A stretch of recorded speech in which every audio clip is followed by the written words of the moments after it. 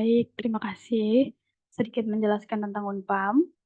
Unpam memiliki beragam fakultas dan program studi yang mencakup berbagai bidang ilmu seperti ekonomi, teknik, hukum, kedokteran, ilmu komputer, dan banyak lagi.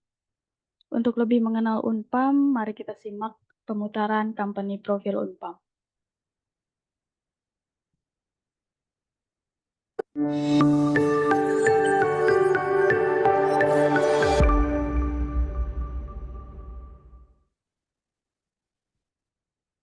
Locating on Kapustu Building on Jalan Puspiptek Raya Number 10, Serpong, South Tangerang, English Literature Department is one of the departments in the Faculty of Letters, Universitas Pamulang. Selamat datang di Fakultas Sastra Universitas Pamulang. Saat ini Universitas Pamulang memiliki beberapa fakultas, salah satunya adalah Fakultas Sastra yang membawahi dua program studi, yaitu program studi sastra Inggris dan satu lagi program studi sastra Indonesia. Di kedua program studi ini kita memiliki dua kajian. Yang pertama adalah kajian sastra dan yang kedua adalah kajian linguistik atau kajian bahasa. Dan pada saat ini Fakultas Sastra telah menampung memiliki mahasiswa kurang lebih 4.000 mahasiswa. Selamat datang dan selamat bergabung di Fakultas Sastra Universitas Pamulang, dan terima kasih. Our curriculum has been updated and developed from time to time to ensure that the students get different updates of their respective studies. The English Literature Department offers varieties of subjects such as children literature, multicultural literature, and also drama performance. Drama performance becomes one of many specialized subjects of literature, which allows students to learn about aspects in producing and performing a drama on stage, starting from how to prepare the casting process, how to act, and how to be production crews to have each other conducting a drama on stage as their final project. Not only focusing on literature studies, English Literature Department also provide a variety of subjects on linguistic and also English skills, semiotic, pragmatic, and also discourse analysis become some specialist subjects in linguistic studies. Moreover, to provide knowledge and skill in English and sharpen student creativity, English Literature Department also provides public speaking, translations, and also creative writing. These sets of subjects are believed to provide students with required knowledge to be writers, language experts, and also as research assistants. As necessary as providing knowledge, English Literature Department also provides student association, namely Hima Sasing. This association is formed to let students gain soft skills including leadership, time management, adaptability, and also other organizational behavior practices. The experiences that students get from joining HIMA is beneficial for the student to be ready to enter workforce. And Hima Sasing also provides several activities which are open to all English Literature Department students. It provides speaking club, theater club under theater party, and other various activities that become students' extracurricular activities that supported by department. Thank you very much. To ensure that all activities run well, English Literature Department provides adequate facilities. On the 5th floor of Building B, you may find an administration counter where you may consult every matter regarding your academic necessity with our academic staff in the central room. Going through the hallway, you may find many comfortable large classrooms to have your lectures. We also provide a reading room, namely self-access room, where students may read and spend time during their class break. Students in our department are guided by academic supervisors until they graduate. The supervision session may be done online or offline. Moreover, students of English Literature Department are also able to access various campus facilities such as Pleasant Park to enjoy outdoor activities, masjid for Muslims to do their prayers, 7th-floor parking building, bank, ATM counter, health clinic, canteen, huge auditorium which can load thousands of people, and even teleconference room for special occasion. Students may also access numerous books and references on campus library on the 10th floor above the parking building. The library is open a whole day from morning to evening. It consists of varied rooms to access. Students may spend time to enjoy and dig more knowledge in a super cozy place. These magnificent facilities are specially prepared for students of Universitas Pamulang. Welcome to English Literature Department. Strive for knowledge. Embrace your future.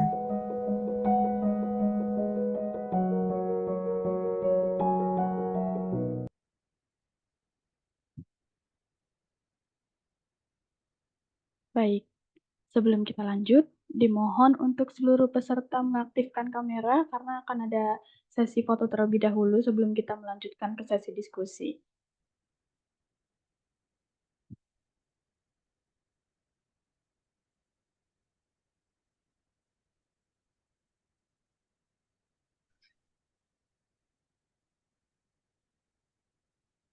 Kita mulai ya. 1, 2, 3.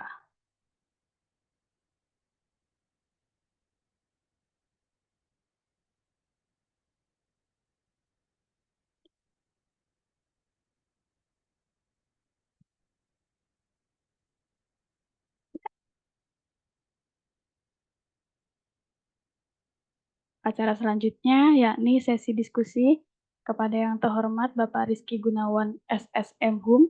Waktu dan tempat kami persilahkan.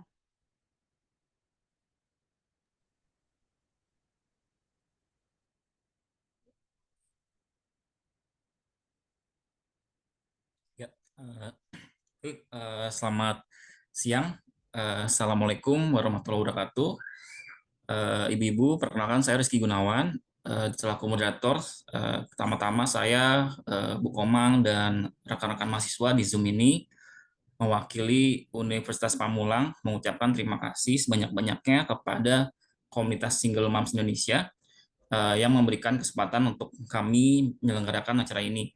Juga kami sampaikan terima kasih kepada ibu-ibu dari komunitas Single Moms Indonesia atau disapa Mamos ya, yang sudah ikut dengan acara ini. Semoga acara ini bisa memberikan ilmu dan wawasan baru kepada kita semua yang ada di sini. Dalam rangka pengabdian kepada masyarakat, sebagaimana bagian dari Tridharma Universitas, di mana sebagai kampus kita punya 3 peran, yakni pertama untuk melaksanakan pendidikan, kedua untuk melakukan penelitian, dan ketiga untuk melaksanakan pengabdian kepada masyarakat.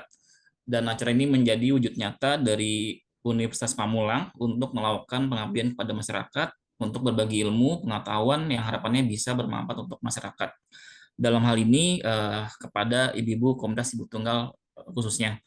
Sementara itu, komunitas ibu tunggal juga mempunyai visi memberdayakan ibu tunggal untuk membangun keluarga bahagia dan percaya diri. Dengan demikian, PKM ini sejalan dengan visi komunitas ibu tunggal. Oke, langsung saja. Selanjutnya kita akan mulai saja sesi sharing session ini yang bertajuk Writing for Healing, inspirasi cerita untuk ibu tunggal bersama komunitas ibu tunggal. Untuk sesi pertama nanti dengan narasumber Mbak Safitri ya Mbak ya, Mbak Safitri Saraswati selaku Project Manager Single Mom Indonesia untuk sharing terkait suka duka menjadi ibu tunggal. Sebelumnya saya sedikit jelaskan background dari Mbak Safitri. Mbak Safitri saat ini selain aktif menjadi blogger di Ibu Lajang Petualang, juga bekerja sebagai virtual assistant di Edimore Consulting. Mbak Safitri juga bekerja sebagai social media manager di Jago Bahasa ID dan juga sebagai social media spesialis di Ubud Little Sunshine. Baik, langsung saja kepada Mbak Safitri, waktu dan tempat dipersilakan, Mbak. Ya, halo, selamat siang semuanya. Suara saya aman ya? Ya, aman ya. Terdengar. Ya, selamat siang, Mamos dan juga Bapak Ibu dari Universitas Pamulang. Terima kasih sekali untuk kesempatannya, luar biasa. Kita bisa mendapatkan ilmu pengetahuan yang baru ya tentunya terkait dengan writing for healing. Oke, jadi ini saya kebagian sharing ya. Tapi saya juga mau ceritakan secara garis besar nih komunitas kami, Single Moms Indonesia, ini kami memang ibu tunggal, yang tunggalnya ini maksudnya adalah memang sendiri seperti itu mengurusi keluarga dalam artian si ibunya dan anaknya. Ada beberapa penyebab juga atau alasan maupun latar belakang kami menjadi ibu tunggal. Ada yang karena perceraian seperti saya, ada juga teman-teman yang menjadi ibu tunggal karena pasangan berpulang, dan kita juga merangkul teman-teman yang single mom by choice seperti itu. Jadi memang memilih untuk menjadi ibu tunggal, baik itu anak kandung maupun anak adopsi. Tapi kalau untuk saya sendiri, perjalanan saya sebagai ibu tunggal itu sejak tahun 2012. Jadi kalau dihitung-hitung baru ya, baru 12 tahun dengan anak yang sudah kelas 2 SMP sekarang. Nah, kaitannya dengan writing for healing ini memang betul writing atau menulis itu amat sangat membantu penyembuhan saya, khususnya dari luka batin yang saya rasakan. Mungkin teman-teman di sini juga ada yang sama merasakan seperti saya. Setelah bercerai itu kita seperti kehilangan jati diri, seperti kehilangan siapa sih diri kita, merasa asing bahkan dengan diri sendiri. Jangankan menghadapi orang lain, menatap wajah di depan cermin aja kayak ada rasa, kamu siapa sih gitu. Karena memang sudah fokus dengan duka yang dirasakan. Tapi beruntungnya saya bisa mendapatkan pengetahuan seperti itu ya, mendapatkan ilmu, belajar, selain juga memang dibantu oleh profesional, menjumpai psikolog maupun psikiater, disarankan memang untuk menulis. Jadi saya mulai nulis blog itu di tahun 2020. Jadi buat teman-teman yang mungkin merasa, kok saya baru setahun bercerai, baru 2 tahun bercerai, kok masih, atau baru setahun 2 tahun ditinggal oleh pasangan, tapi kok masih ada duka, itu wajar sih kalau menurut saya dari pengalaman saya. Karena saya sendiri di tahun ke-8 baru bisa ada motivasi untuk bangkit di tahun 2020. Jadi baru terinspirasi untuk menulis. Mudah-mudahan di webinar kali ini kita akan mendapatkan banyak ilmu juga tentang writing for healing dari narasumber.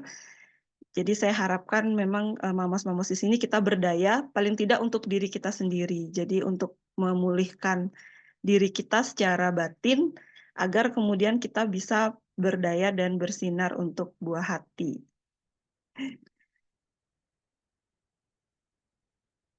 Iya Pak. Sorry tadi ada sedikit terdengar suara.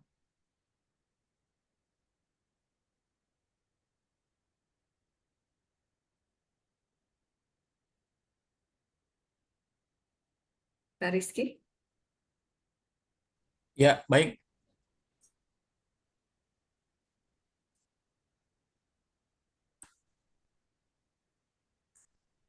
Ibu Safitri mau share ya? Mau share PPT? Sorry. Enggak, dari kita mau sharing ini aja sih pengalaman. Kemudian nanti dari Mamosnya akan menyimak penjelasan dari Ibu Komang ya kalau nggak salah narasumbernya. Ya, oke. Berarti terima kasih Mbak Safitri ya atas sharingnya. Kita lanjut ya ke sesi kedua ya, Bu Komang ya. Ya, Ya, baik. Sebelumnya saya izin untuk menjelaskan sedikit soal dari narasumber kedua kita dengan Bu Komang. Ini Komang Aryani, Esos M.Hum, selaku penulis dan juga dosen Universitas Pamulang.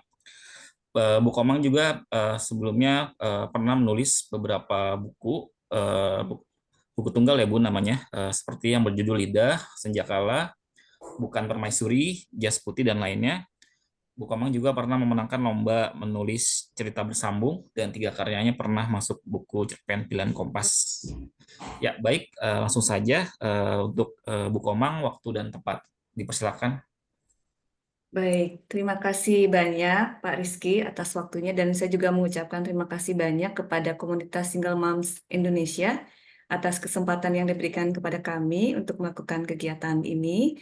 Dan juga ini merupakan bagian dari salah satu mata kuliah di Sastra Inggris Unpam, yaitu Creative Writing. Dan kami bisa coba terapkan di sini melalui Writing for Healing. Oke, tanpa menunggu waktu, saya akan share screen.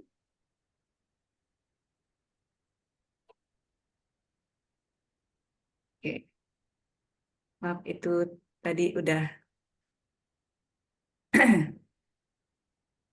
Oke, bisa dilihat screen saya? Ya, sudah Terlihat. Bu. Nah, sudah Ya. muncul. Iya, oke. Saya akan mulai acara ini dengan sedikit mencoba untuk menebak ya. Barangkali ada yang tahu ini gambar apa? Kalau ada yang bisa menjawab dengan benar, nanti akan saya kirimi salah satu buku saya. Ada yang tahu mungkin? Aneh ya gambarnya ya. Iya, Bu, kayak hantu. Tentu ya. Oke, oke kita langsung buka saja ya. Nah, ya. Nah, ini adalah Dementor. Nah, Dementor ini adalah karakter yang diciptakan oleh J.K. Rowling. J.K. Rowling juga adalah seorang ibu tunggal. Jadi J.K. Rowling ini berhasil mengubah masalah-masalah yang dihadapi menjadi karakter-karakter dalam karyanya. Dan seperti kita tahu, J.K. Rowling adalah salah satu penulis terkaya di dunia dengan karya yang dibaca luas oleh masyarakat di seluruh dunia. Dan juga eh, filmnya juga sudah difilmkan juga dan juga sangat laris sekali filmnya. Jadi mudah-mudahan kita bisa meniru J.K. Rowling ya, bisa menghasilkan karya-karya yang luar biasa dari blessing dan masalah yang kita hadapi ya. Karena kesedihan sendiri juga bisa kita gunakan sebagai blessing ya sebetulnya ya. Oke. Oke, untuk yang belum tahu saya sedikit putarkan ininya ya, videonya ya dari filmnya. Apakah terdengar suaranya?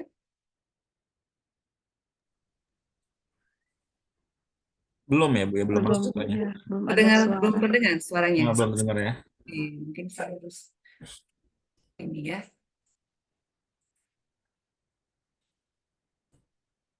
Nah, sekarang mungkin sudah terdengar. Kita kembali ya, kembali ke yang tadi. Coba di play dulu Bu. Nah, Apakah sudah ya, terdengar? sudah.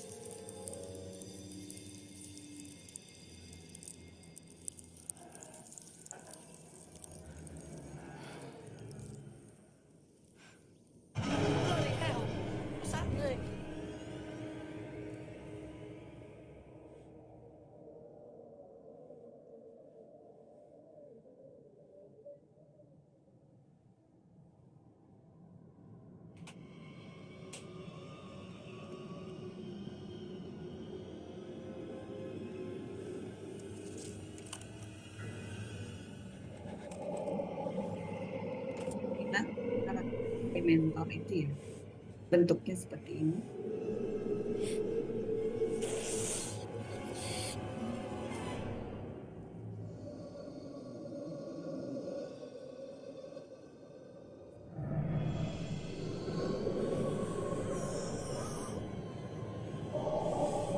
Gambarkan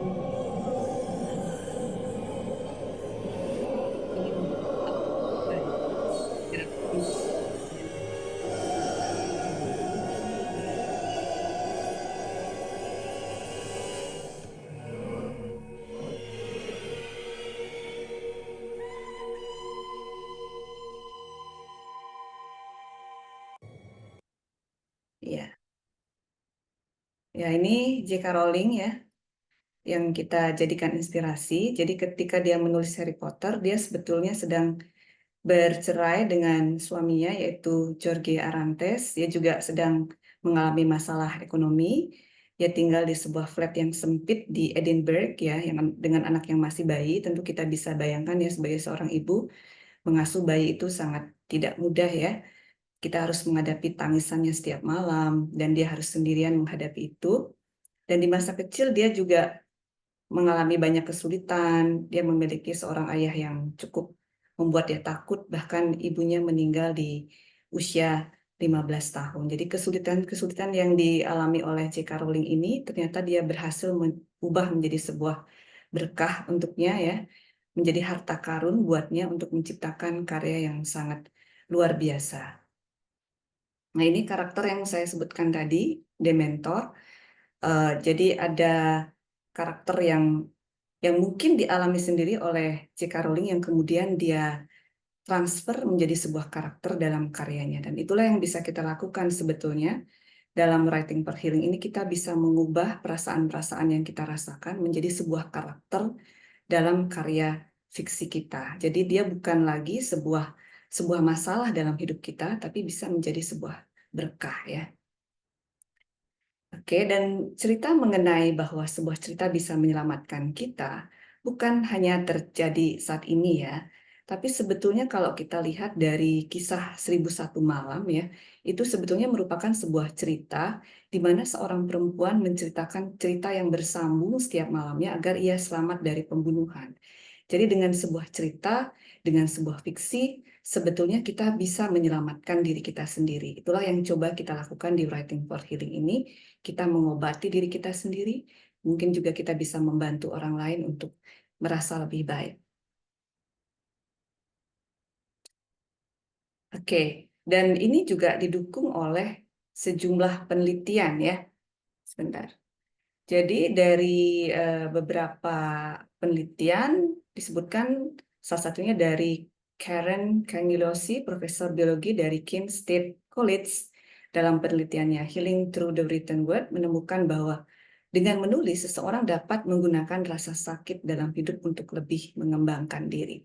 Penelitian yang sama juga dilakukan oleh James Pennebaker dalam penelitian yang berjudul Opening Up the Healing Power of Expressing Emotion, menemukan bahwa kelompok mahasiswa yang diminta menuliskan pengalaman serta emosinya secara signifikan menghabiskan waktu yang lebih sedikit ke dokter. Jadi sebetulnya menulis dengan sendirinya akan bisa membantu untuk menyembuhkan diri kita sendiri.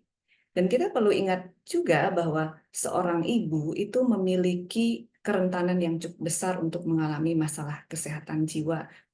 Dari 280 juta orang di dunia, ada 2 kali, menurut WHO secara global sekitar 280 juta orang di dunia mengalami depresi. Secara statistik, perempuan hampir 2 kali lebih mungkin menderita depresi dibandingkan pria. Jadi ini sebenarnya bukan hanya untuk para perempuan, tapi juga mereka yang ada di sekitar perempuan, yaitu suaminya, anaknya, dan sanak saudaranya, untuk bisa lebih memberikan perhatian kepada perempuan. Karena perempuan juga mengalami berbagai fase dalam hidup seperti PMS, kehamilan, menopause, yang juga mengalami fase-fase emosi yang juga cukup bisa memberikan masalah kejiwaan. Jadi depresi juga sangat rentan dialami oleh seorang ibu.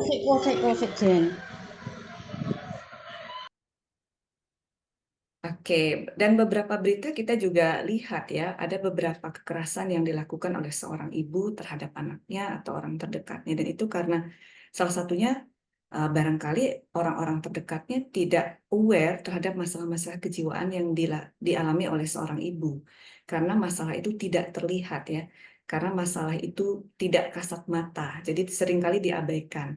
Seringkali kita hanya melihat seseorang dari masalah kesehatan, penyakit secara fisik yang bisa terlihat, orang yang jatuh kecelakaan, sakit di rumah sakit, itu bisa terlihat. Tapi masalah-masalah kejiwaan seringkali diabaikan, padahal ini masalah yang sangat penting ya, yang sebetulnya salah satunya yang bisa kita gunakan di sini adalah dengan menulis, yang sesuatu yang sebetulnya tersedia gratis, ada di mana saja, yang penting kita bisa mempelajari tekniknya.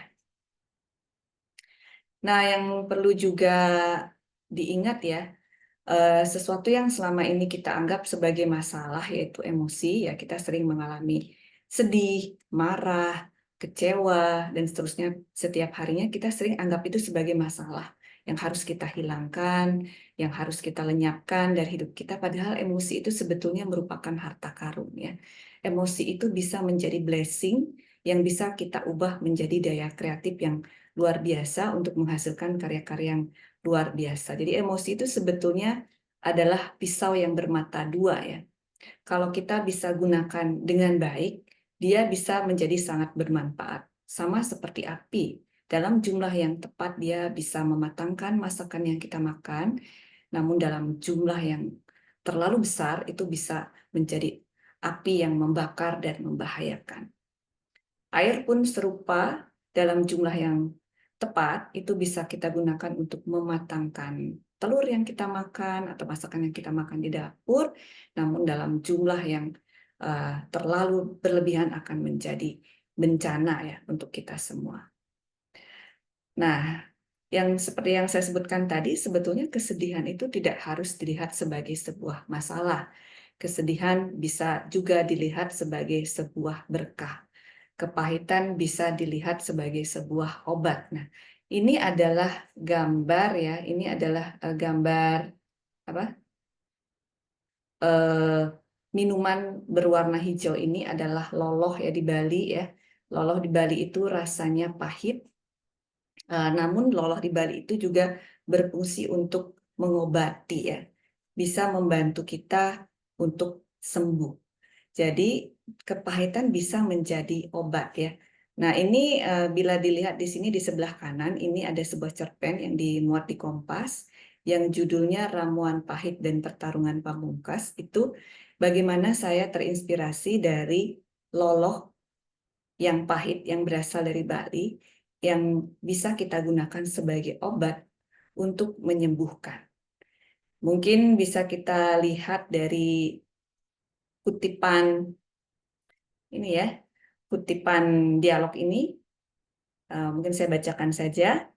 Kau tahu, setiap dia menyerahkan minuman hijau kepada para pembeli, ia menyuling rasa pahit yang mengambang di udara, dan orang yang meminum ramuan hijaunya akan seketika merasa gembira oleh sebab-sebab yang mereka tidak ketahui. Jadi kita bisa terinspirasi dari minuman pahit seperti ini, yang kemudian kita bisa gunakan sebagai obat. Nah, seringkali kita sering melihat bahwa kesedihan itu sebagai masalah. Namun bisa juga kesedihan adalah sebuah berkah. Karena ketika kita sedih, kita memiliki energi yang sangat besar. Ketika kita membuka laptop kita dalam keadaan sedih, kita memiliki energi yang sangat besar untuk menghasilkan sebuah karya. Kita bisa langsung buka laptop kita, kemudian kita tuliskan apa yang kita rasakan, dan itu sudah menjadi salah satu scene dalam cerita kita. Tidak harus langsung itu menjadi sebuah cerita, tapi itu bisa menjadi salah satu adegan yang kita kemudian bisa masukkan ke dalam karakter-karakter yang kita ciptakan. Nah, di sini fiksi bisa berfungsi sebagai hati ya, dalam hati manusia yang bisa mengubah racun menjadi sebuah karya. Atau fiksi berfungsi untuk menetralkan racun dalam tubuh kita dari emosi-emosi negatif. Fiksi bisa mengolahnya menjadi sebuah karya. Nah, jadi sebetulnya fungsi laptop kita bisa berfungsi sama dengan hati dalam tubuh manusia ya, yang bisa mengubah racun menjadi sebuah karya yang luar biasa.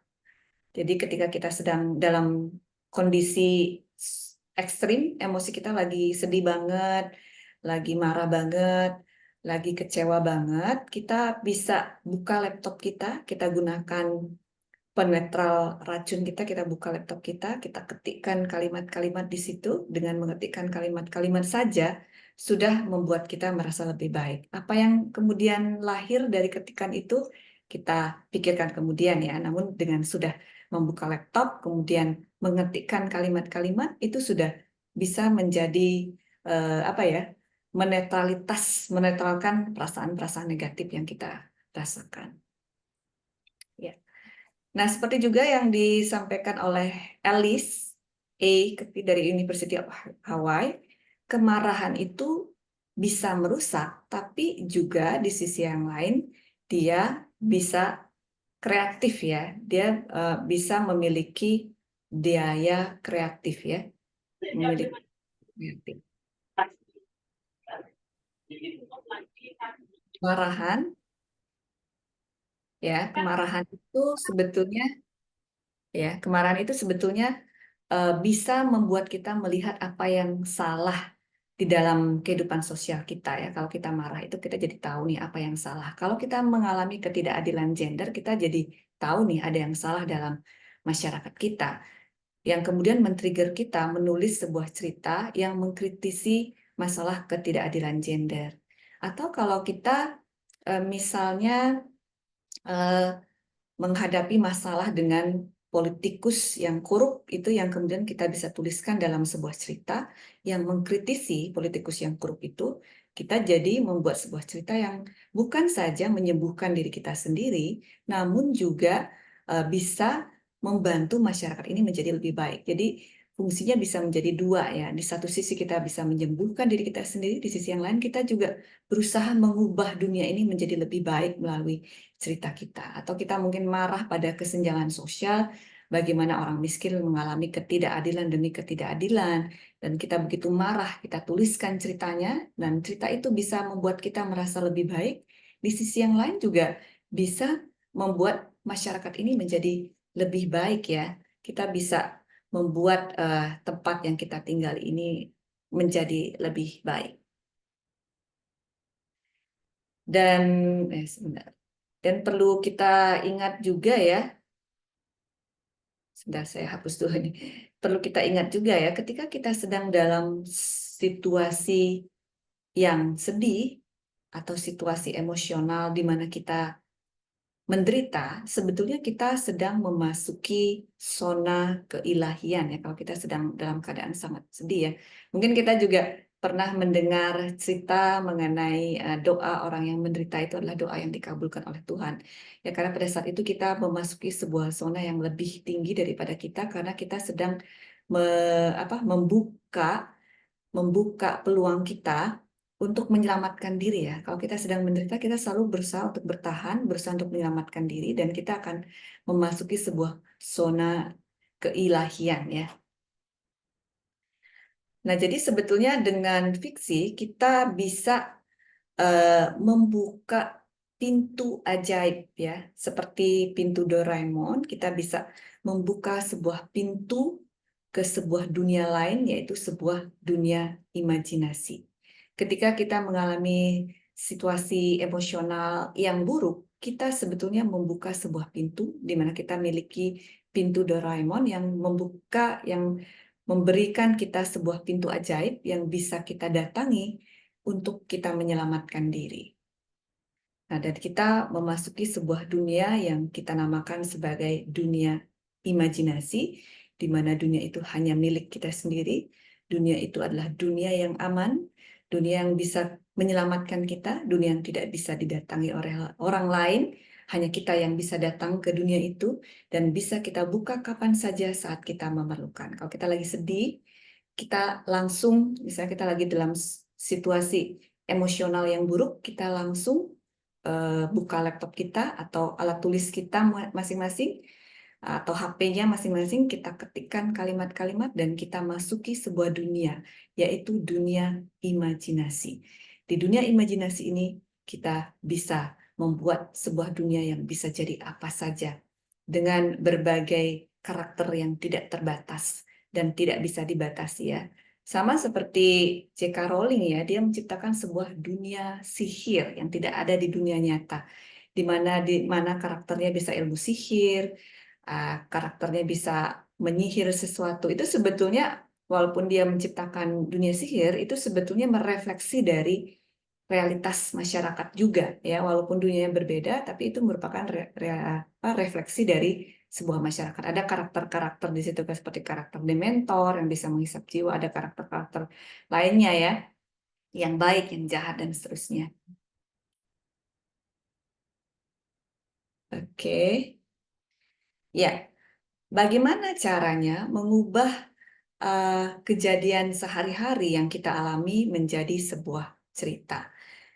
Caranya adalah kita harus melihat bahwa kejadian sehari-hari yang kita alami itu sebagai sebuah scene ya. Kalau kita sering menonton film, kita akan temukan berbagai scene. Ada scene pembuka, ada scene klimaks, ada scene penutup. Nah, kalau kita Nah, itu juga sebetulnya apa yang kita alami sehari-hari itu kita sedang menjalani sebuah scene. Apa yang kita alami sehari-hari ini akan menjadi sebuah scene dalam cerita yang kita buat, gitu ya. Nah, scene-nya bisa apa saja ya, tidak harus dramatis seperti di sinetron-sinetron ya, tapi bisa saja scene-nya hanya seperti ini, scene mencuci piring. Pasti ya, semuanya kita semua pernah mencuci piring kan. Itu pekerjaan rumah tangga yang semua orang harus kerjakan. Nah, ini scene ini juga kita bisa jadikan sebuah cerita ya. Nah, contohnya seperti apa? Nah, ini apa? Yang pertama ini kan scene-nya adalah scene cuci piring ya. Tumpukan cucian piring sudah menunggu. Aku bisa menciumnya dari jarak beberapa langkah. Bahkan mungkin aku sudah merasakannya jauh sebelum memasuki pintu rumah. Seperti apa baunya? Sulit untuk dijelaskan.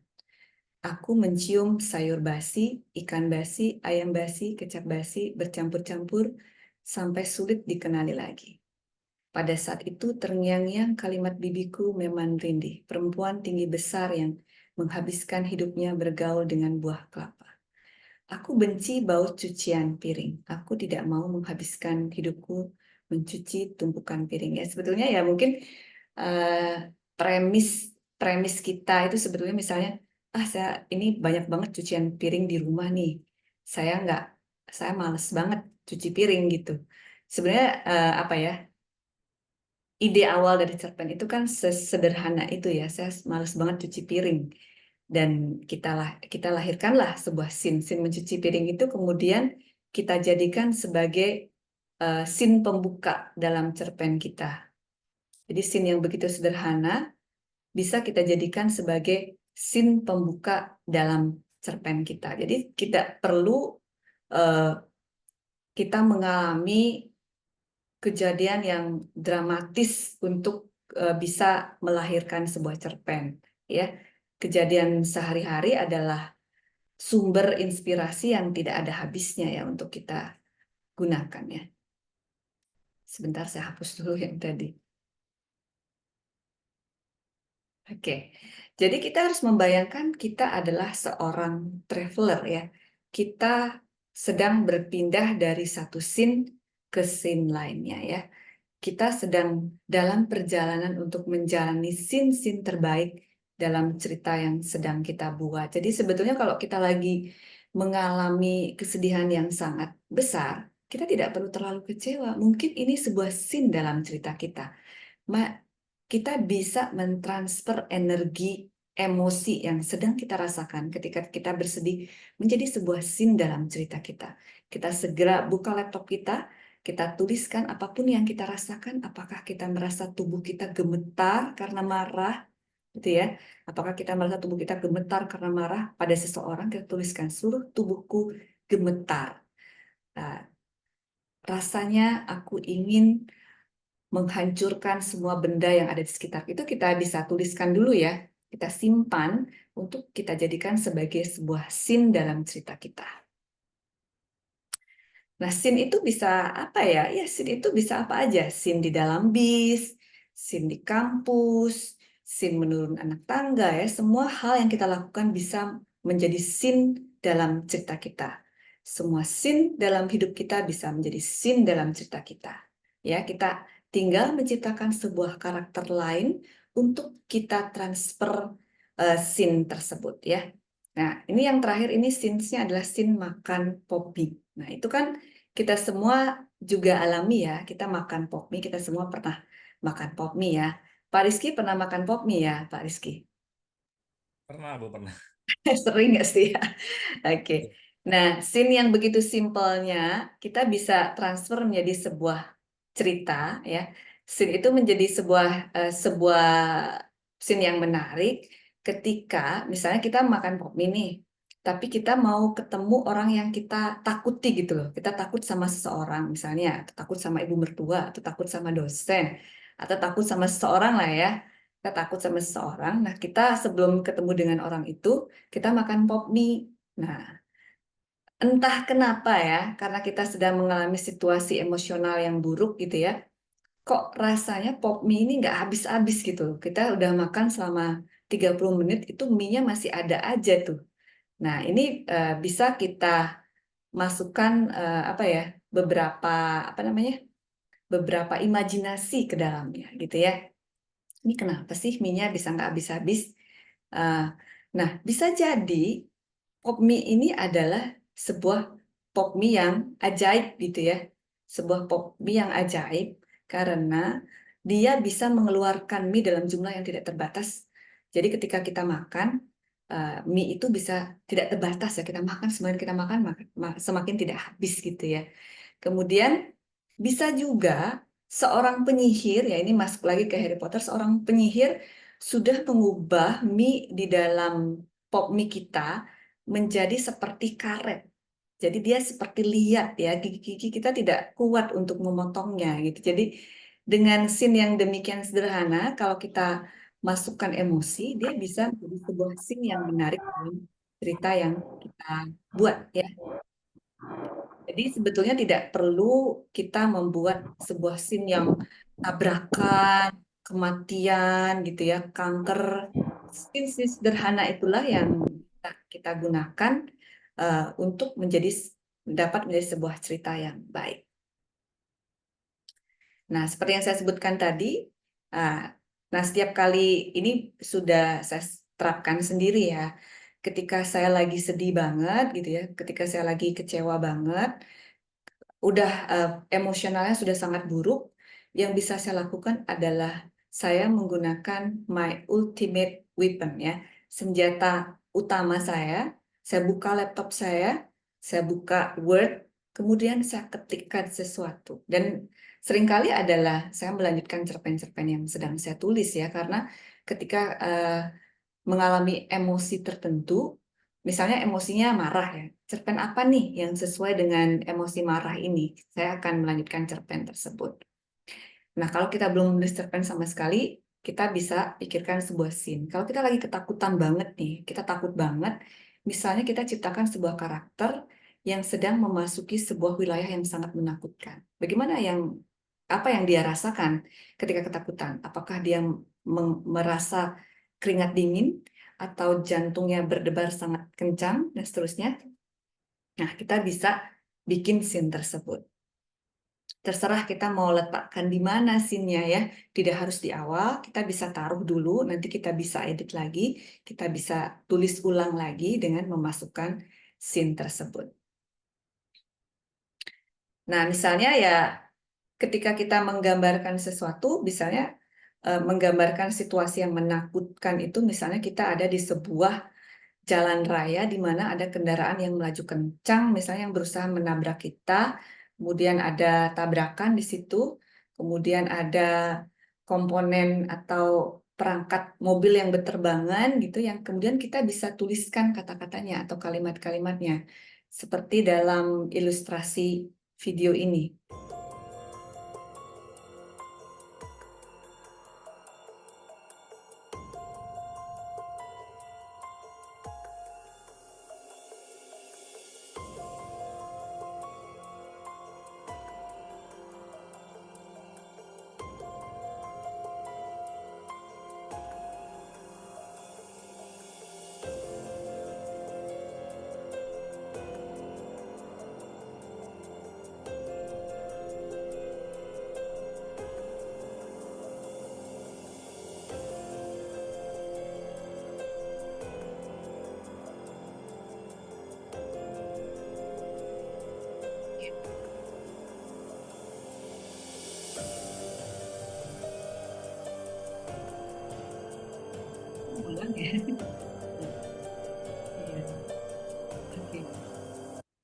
Salah satu cara untuk berlatih menulis fiksi adalah kita belajar untuk membuatkan deskripsi ya. Kalau kita mau menciptakan sebuah scene misalnya, sebuah suasana di mana kita ketakutan di sebuah jalan raya, kita bisa juga gunakan video ini ya. Misalnya, aku sedang ada di tengah jalan raya. Tiba-tiba sebuah kendaraan melaju kencang dan tabrakan yang memekakkan telinga membuat kami semua terkesiap dan tiba-tiba ada ban yang berterbangan di udara dan yang membuat kami semakin ketakutan. Jadi salah satu cara untuk membuat deskripsi adalah kita bisa deskripsikan sebuah video yang kita lihat. Dan kita juga bisa belajar menggunakan deskripsi dengan riset ya. Kalau kita mau menggambarkan sebuah suasana, misalnya kita belum pernah ke Thailand, kita mau menggambarkan suasana di Thailand, kita bisa cari video tentang Thailand. Kita mau menggambarkan Sungai Mekong misalnya, Sungai Mekong itu seperti apa, kita bisa cari videonya, kemudian kita deskripsikan seperti apa Sungai Mekong tersebut.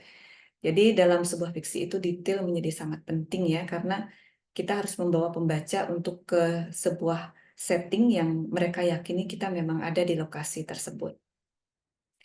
Ya, skin remeh-temeh misalnya, kembali seekor merpati saja ya, telah digunakan oleh seorang penulis novel, salah satu penulis favorit saya yang bernama Patrick Süskind, yaitu Pigeon ya, di mana keseluruhan novel ini bercerita tentang ketakutan seorang satpam ya, seorang satpam yang atau penjaga bank yang takut kepada merpati. Sangat remeh sekali ya, bagaimana seorang satpam yang harusnya kuat ya, yang seharusnya bisa menjaga semua orang, tapi dia takut pada merpati. Jadi dia keseluruhan hidupnya itu tergantung pada bagaimana cara dia menghindari merpati, dan itu bisa menjadi sebuah novel.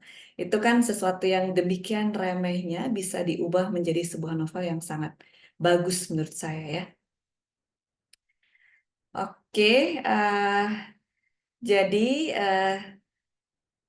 Jadi sebetulnya kita tidak perlu merasa sedih ya ketika hidup kita terlihat berbeda dengan orang lain.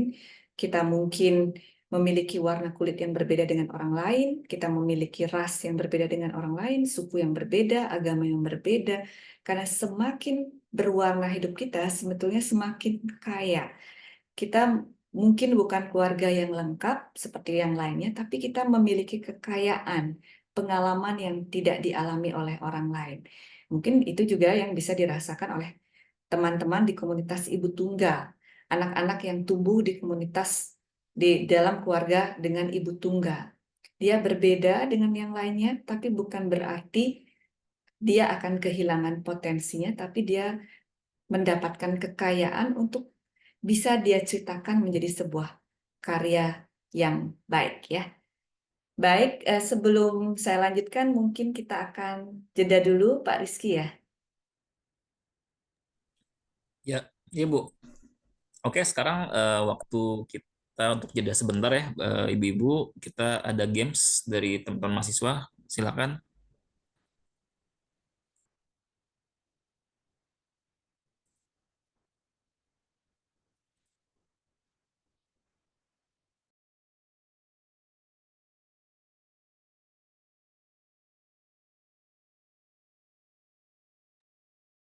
Ya, baik. Selamat siang pada komunitas Ibu Tunggal. Perkenalkan, nama saya Wahyu Villa. Kali ini saya akan memandu jeda yaitu game pertama. Nah, game pertama ini disebut game acak kata. Oke, untuk peraturan bermainnya, pada setiap slide saya akan memunculkan kata yang diacak lalu beserta petunjuknya. Nah, petunjuknya itu gambar yang menunjukkan emosi dari kata yang diacak. Lalu peserta akan diberi waktu selama 5 detik untuk berpikir. Setelah 5 detik, peserta diharapkan untuk menulis jawabannya pada chat box. Nah, sebagai contoh, di sini ada kata yang diacak, yaitu PYUGNA. Nah, saya akan ngasih waktu selama 5 detik untuk peserta nulis jawabannya di chat box. Nah, jawaban dari kata yang diacak ini adalah payung. Lalu untuk contoh yang kedua ada SRUKI. Itu jawabannya yaitu kursi. Jadi begitu kurang lebih cara main. Bagaimana, ibu-ibu? Apakah sudah siap? Oke. Kalau begitu mari kita lanjut ya. Oke, untuk yang pertama ada kata yang diacak B I R G E M A. Nah, di sini clue-nya ada orang yang lompat ke girangan nih. Kira-kira jawabannya apa nih, ibu-ibu?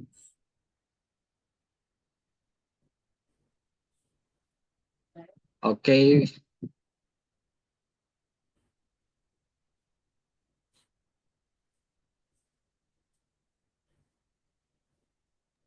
Sudah ada yang menjawab ya? ya betul. Jawabannya gembira. Tunggu sebentar. Oke.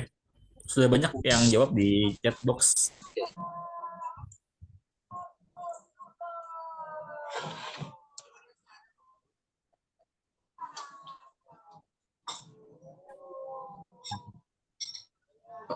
Maaf.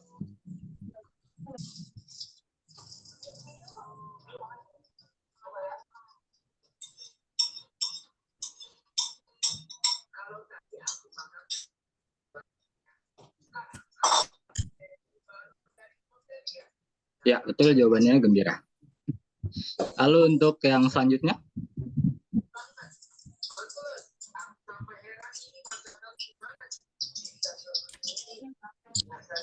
ya langsung banyak yang jawab.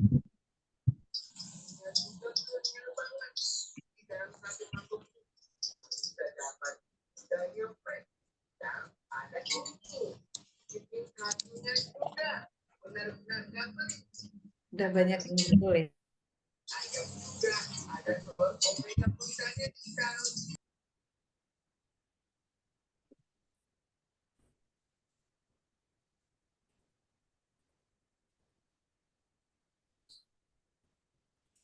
Hmm.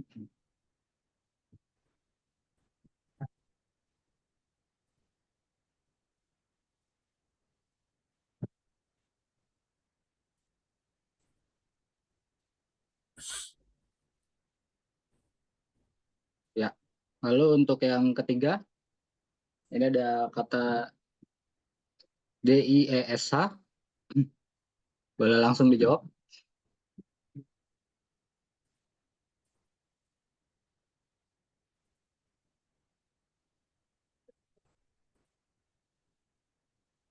Oke, jawabannya sedih. Oke, sekian game yang pertama yang pakai untuk jeda. Waktunya dipersilakan kembali kepada Miss Kamang. Baik, Miss Oke, Kamang, silakan. boleh share screen-nya di ini ya. Oke, kita lanjutkan.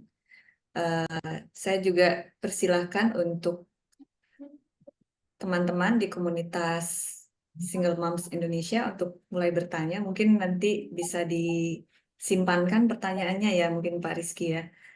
Pertanyaan-pertanyaan yang diajukan karena mungkin ada yang tertumpuk juga di situ. Ya.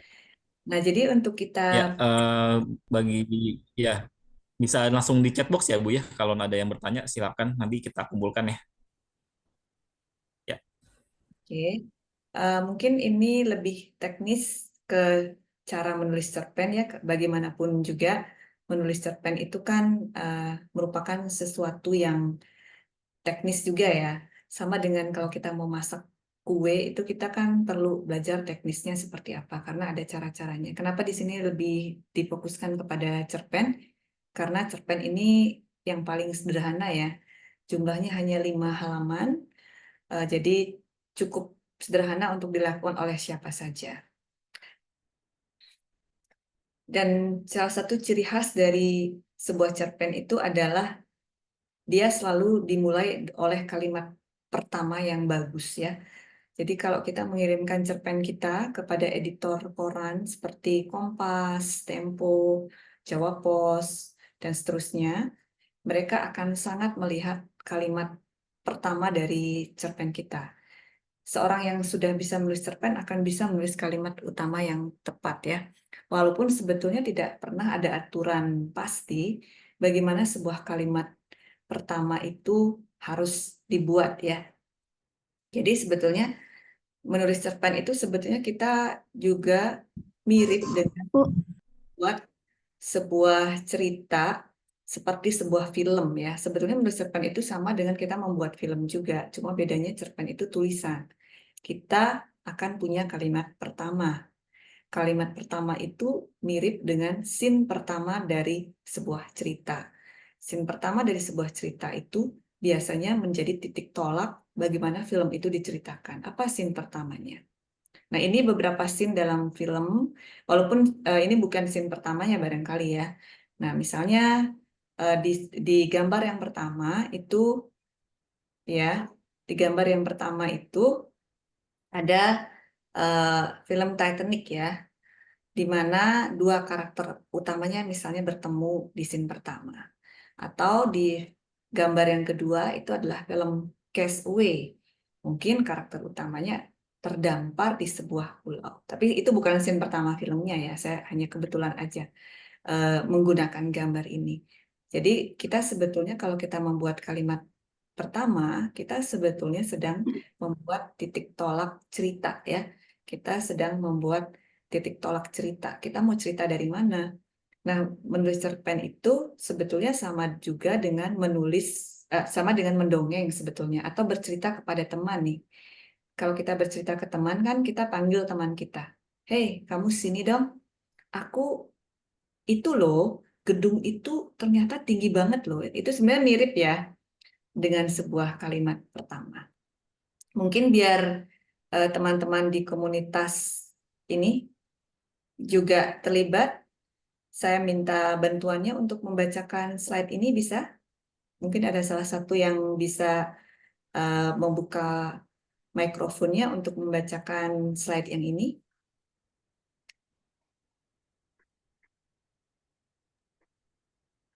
Boleh saya bantu, Bu Komang? Silakan.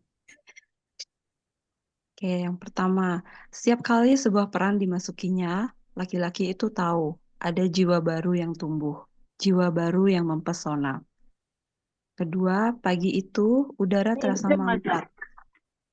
Seluruh dunia seperti berhenti bergerak. Kadang-kadang kita tumbuh besar dengan keinginan yang paling ganjil. Aku berjanji pada diriku sendiri untuk tidak lagi memakai baju bekas. Apa yang dapat terjadi dalam 10 tahun hidup seseorang? Bisa jadi bukan apa-apa. Baik, terima kasih Bu Safitri. Ya, sebetulnya memang nggak ada aturan yang pasti sih sebetulnya kalimat pertama itu seperti apa ya, nggak ada aturan yang pasti. Tapi yang pasti kalimat pertama itu harus cukup kuat untuk menjadi titik tolak dalam cerita ya.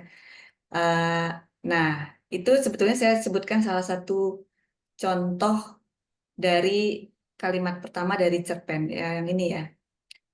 Kadang-kadang kita tumbuh besar dengan keinginan yang paling ganjil. Aku berjanji pada diriku sendiri untuk tidak lagi memakai baju bekas. Nah, mungkin ada yang lain barangkali bisa bantu saya membacakan, nggak harus semua ya, mungkin beberapa paragraf ini untuk kita bisa melihat gimana sih posisi kalimat pertama dalam sebuah cerpen.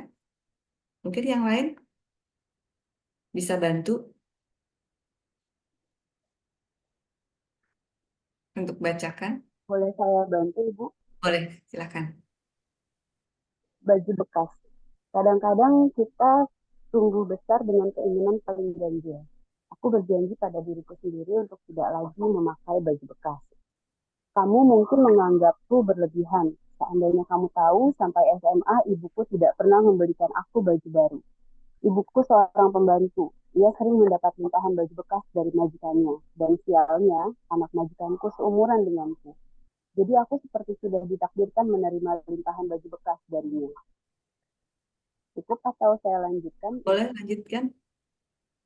Bedanya, ia tumbuh menjadi anak yang tinggi dan tubuh padat berisi. Jauh melampaui aku. Walaupun umur kami sama, badannya tumbuh dengan cepat. Sementara pertumbuhan badanku merangkak lambat. Mungkin kami berdua bisa menjadi contoh nyata perbedaan pertumbuhan karena perbedaan gizi. Tiap mengingatnya, aku hanya bisa tertawa masam. Wajah ibu selalu berbinar-binar setiap ia mendapat limpahan baju bekas dari majikannya. Ibu senang bisa menghemat uang untuk membelikan baju-bajuku, apalagi baju-baju bekas itu masih sangat bagus, berbahan halus, dan pasti berharga mahal.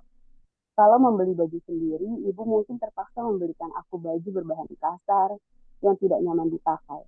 Mungkin karena itu, ibu senang sekali bila majikannya memberikan tas kresek hitam. Ia langsung tahu apa isinya.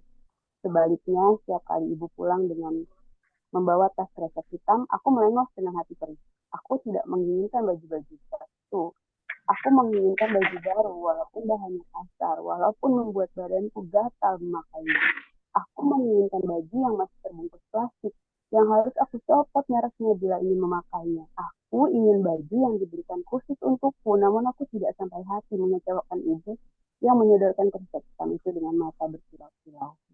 Baik, terima kasih Bu Andri. Jadi kita bisa rasakan ya fungsi kalimat pertama itu demikian penting ya, dan cerita ini juga cerita yang sangat-sangat sederhana ya. Hanya menceritakan perasaan seorang anak ART ya. Kalau di dalam cerpen sebetulnya kita tidak perlu menggunakan eufemisme ya untuk menghormati orang tertentu ya. Jadi memang di sini masih digunakan kata pembantu. Ya, cerita yang sangat sederhana. Ya, di sini posisi saya sebetulnya adalah mungkin pada saat itu adalah mengamati gitu ya, mengamati bagaimana rasanya dikasih baju bekas oleh orang lain. Kadang-kadang bukan semata-mata baju bekas atau baju itu lebih bagus atau lebih mahal, tapi kadang-kadang kita pengen punya baju baru gitu ya. Baju yang kita beli untuk diri kita sendiri, bukan baju yang dibeli untuk orang lain. Jadi isu-isu yang demikian sederhana ini bisa kita olah menjadi sebuah cerita ya. Semakin sederhana sebuah cerita, namun semakin real, ia bisa menjadi sebuah cerita yang baik ya.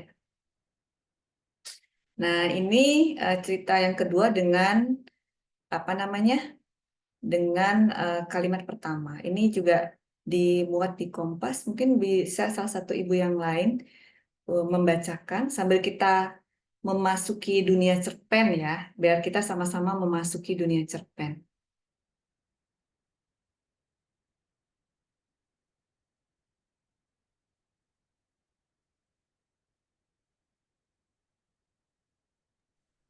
Boleh? Mungkin bisa saya bantu, Bu. Ya, oke. Lidah Ketut Rapti. Apa yang terjadi dalam 10 tahun hidup seseorang bisa jadi bukan apa-apa. Setiap pulang kampung ke Karangasem, aku melihat orang-orang yang melakukan hal yang sama. Perempuan tua penjual pindang itu masih setia menyunggi sayur mayur, tahu pindang, bawang merah, bawang putih yang menjadi barang dagangannya. Mas penjual dawet itu masih menjual dawet dengan rasa dan warna yang sama persis, bahkan dengan wajah yang sama, seolah ia tidak pernah menua. 10 tahun bisa menjadi sangat berarti atau tidak sama sekali. Kecuali Ketut Rapti, perempuan itu berhasil melintasi busur menuju titik 180 derajat untuk menjadi dirinya yang sekarang. Tidak pernah kubayangkan. Ketut Rapti yang sering berbicara dengan terbata-bata dan memandang dengan senyum malu, sekarang tinggal di rumah gedongan, tempat para artis atau pejabat tinggi biasanya menetap. Baik, terima kasih Bu Lilis.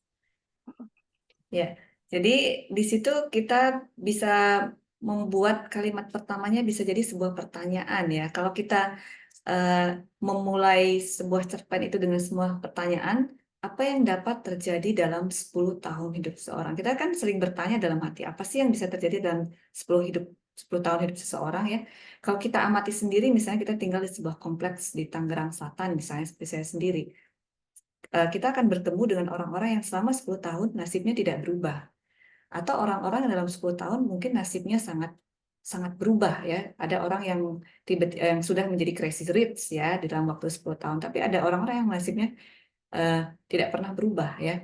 Mungkin ibu-ibu juga bisa amati di kompleks perumahannya masing-masing, apakah sudah pernah bertemu dengan orang-orang. Saya masih ingat ya, di kompleks saya sendiri itu masih ada penjual pisang, ya penjual pisang atau penjual koran yang sejak anak saya lahir dan sekarang anak saya sudah 17 tahun itu dia nasibnya tidak berubah. Dan itu bisa kita jadikan juga sebagai bahan cerita bahwa ada orang-orang dengan kesenjangan sosial yang ada di tingkat menengah ke bawah yang nasibnya tidak pernah berubah selama berpuluh-puluh tahun. Tapi ada orang yang dalam 10 tahun nasibnya bisa sangat jauh berbeda. Dan itu bisa kita jadikan sebuah premis dalam cerita kita. Nah, step yang kedua adalah bagaimana kita menuliskannya. Nah, kalau kita menuliskan sebuah cerita, sangat penting bagi kita untuk sabar ya. Seringkali masalah yang dihadapi oleh banyak penulis pemula adalah tidak sabar ya. Mereka ingin menjejali ceritanya dengan kalimat-kalimat yang apa namanya, yang puitis gitu ya, yang penuh dengan kata-kata indah, padahal tidak perlu seperti itu. Kata-kata yang indah hanya digunakan kalau dia mendukung cerita, gitu ya.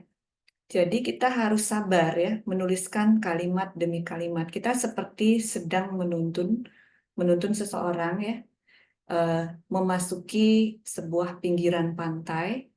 Kita susuri pinggiran itu setapak demi setapak agar kita sampai ke tujuan. Kita susun kalimat demi kalimat dengan membayangkan ada pembaca di hadapan kita yang sedang mendengarkan kalimat demi kalimat kita agar dia bisa mengikuti cerita. Gitu. Jadi kalimat pertama misalnya, apa yang terjadi dalam 10 tahun hidup seseorang. Jadi kita bayangkan ada seseorang di depan kita sedang mendengarkan. Kalimat kedua kita pastikan bahwa dia bisa mengikuti jalan cerita yang sedang kita sampaikan. Jadi pada intinya kita sedang mendongeng ya, tapi dalam hal ini mendongeng dengan tulisan. Kalau biasanya kita mendongeng dengan lisan, ini kita sedang mendongeng dengan tulisan. Kita harus pastikan bahwa pendengar kita bisa mengikuti jalan cerita yang kita ikuti. Dan kita harus membayangkan juga bahwa kita ada di level yang sama dengan mereka. Artinya kita seperti bisa ikut merasakan apa yang mereka rasakan gitu ya. Jadi kita bisa share story-nya. Kemudian yang ketiga adalah kita memberikan metafora yang segar. Jadi salah satu ciri dari karya sastra adalah dia tidak banyak menggunakan kata-kata yang klise ya. Apa yang dimaksud dengan kata-kata yang klise? Yaitu kata-kata yang sudah sering digunakan. Jadi dalam apa namanya? Dalam sebuah karya sastra yang baik adalah akan banyak ditemukan kalimat-kalimat yang diciptakan oleh pengarang sendiri. Misalnya kalau kita ingin mengatakan kita cinta seseorang, misalnya kita bisa sebutkan, aku mencintaimu sejak ledakan pertama di alam semesta. Nah, ini kita bisa gunakan metafora di mana kita berada. Kalau kita bergelut di bidang fisika, kita bisa gunakan metafora-metafora fisika. Mungkin kalau nggak salah ini digunakan juga oleh Dewi Lestari dalam ceritanya yaitu Supernova. Kalau kita misalnya bergelut di bidang matematika, astronomi, biologi, dan seterusnya ya. Kalau di Andrea Hirata, seingat saya dia banyak menggunakan bahasa-bahasa Latin dari tanaman untuk metafora dia untuk menghadirkan sesuatu yang baru.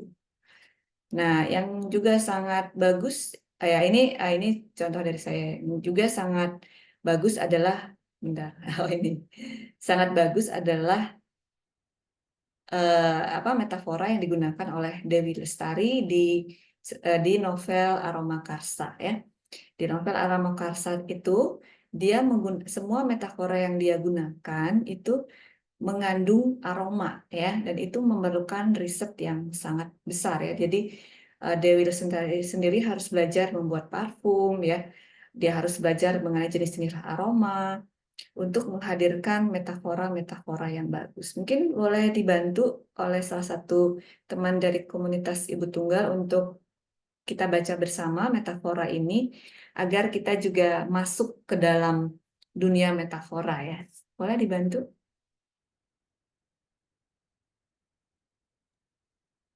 Mungkin boleh saya bantu. Silakan. Ini yang di dalam tanda Ya, kurung. semua. Mungkin dua paragraf pertama sebelum dilanjutkan oleh ibu yang lain. Metafora dari novel Aroma Karsa. Semenit kemudian, pintu depan membuka. Terempasnya udara mengantarkan wangi anggana ke radar penciuman sumur.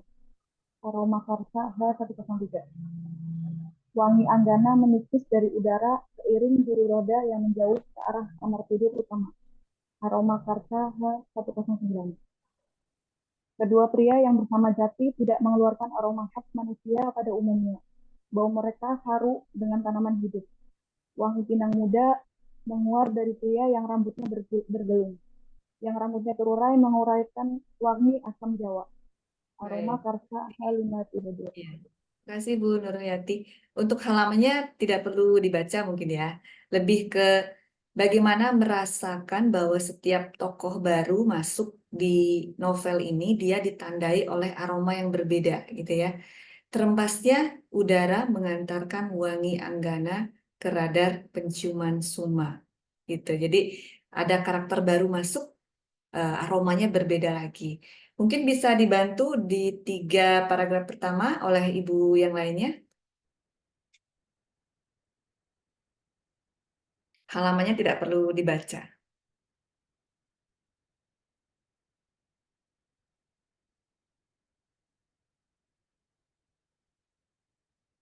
Tidak perlu mengaktifkan kamera juga, yang penting suara aja.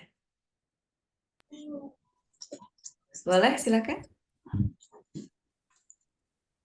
Bu Alfi. Tutup. Begini. Ya tutup, Mbak.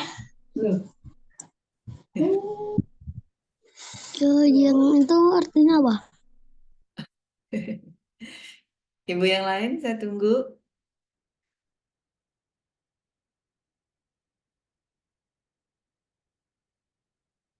Ada?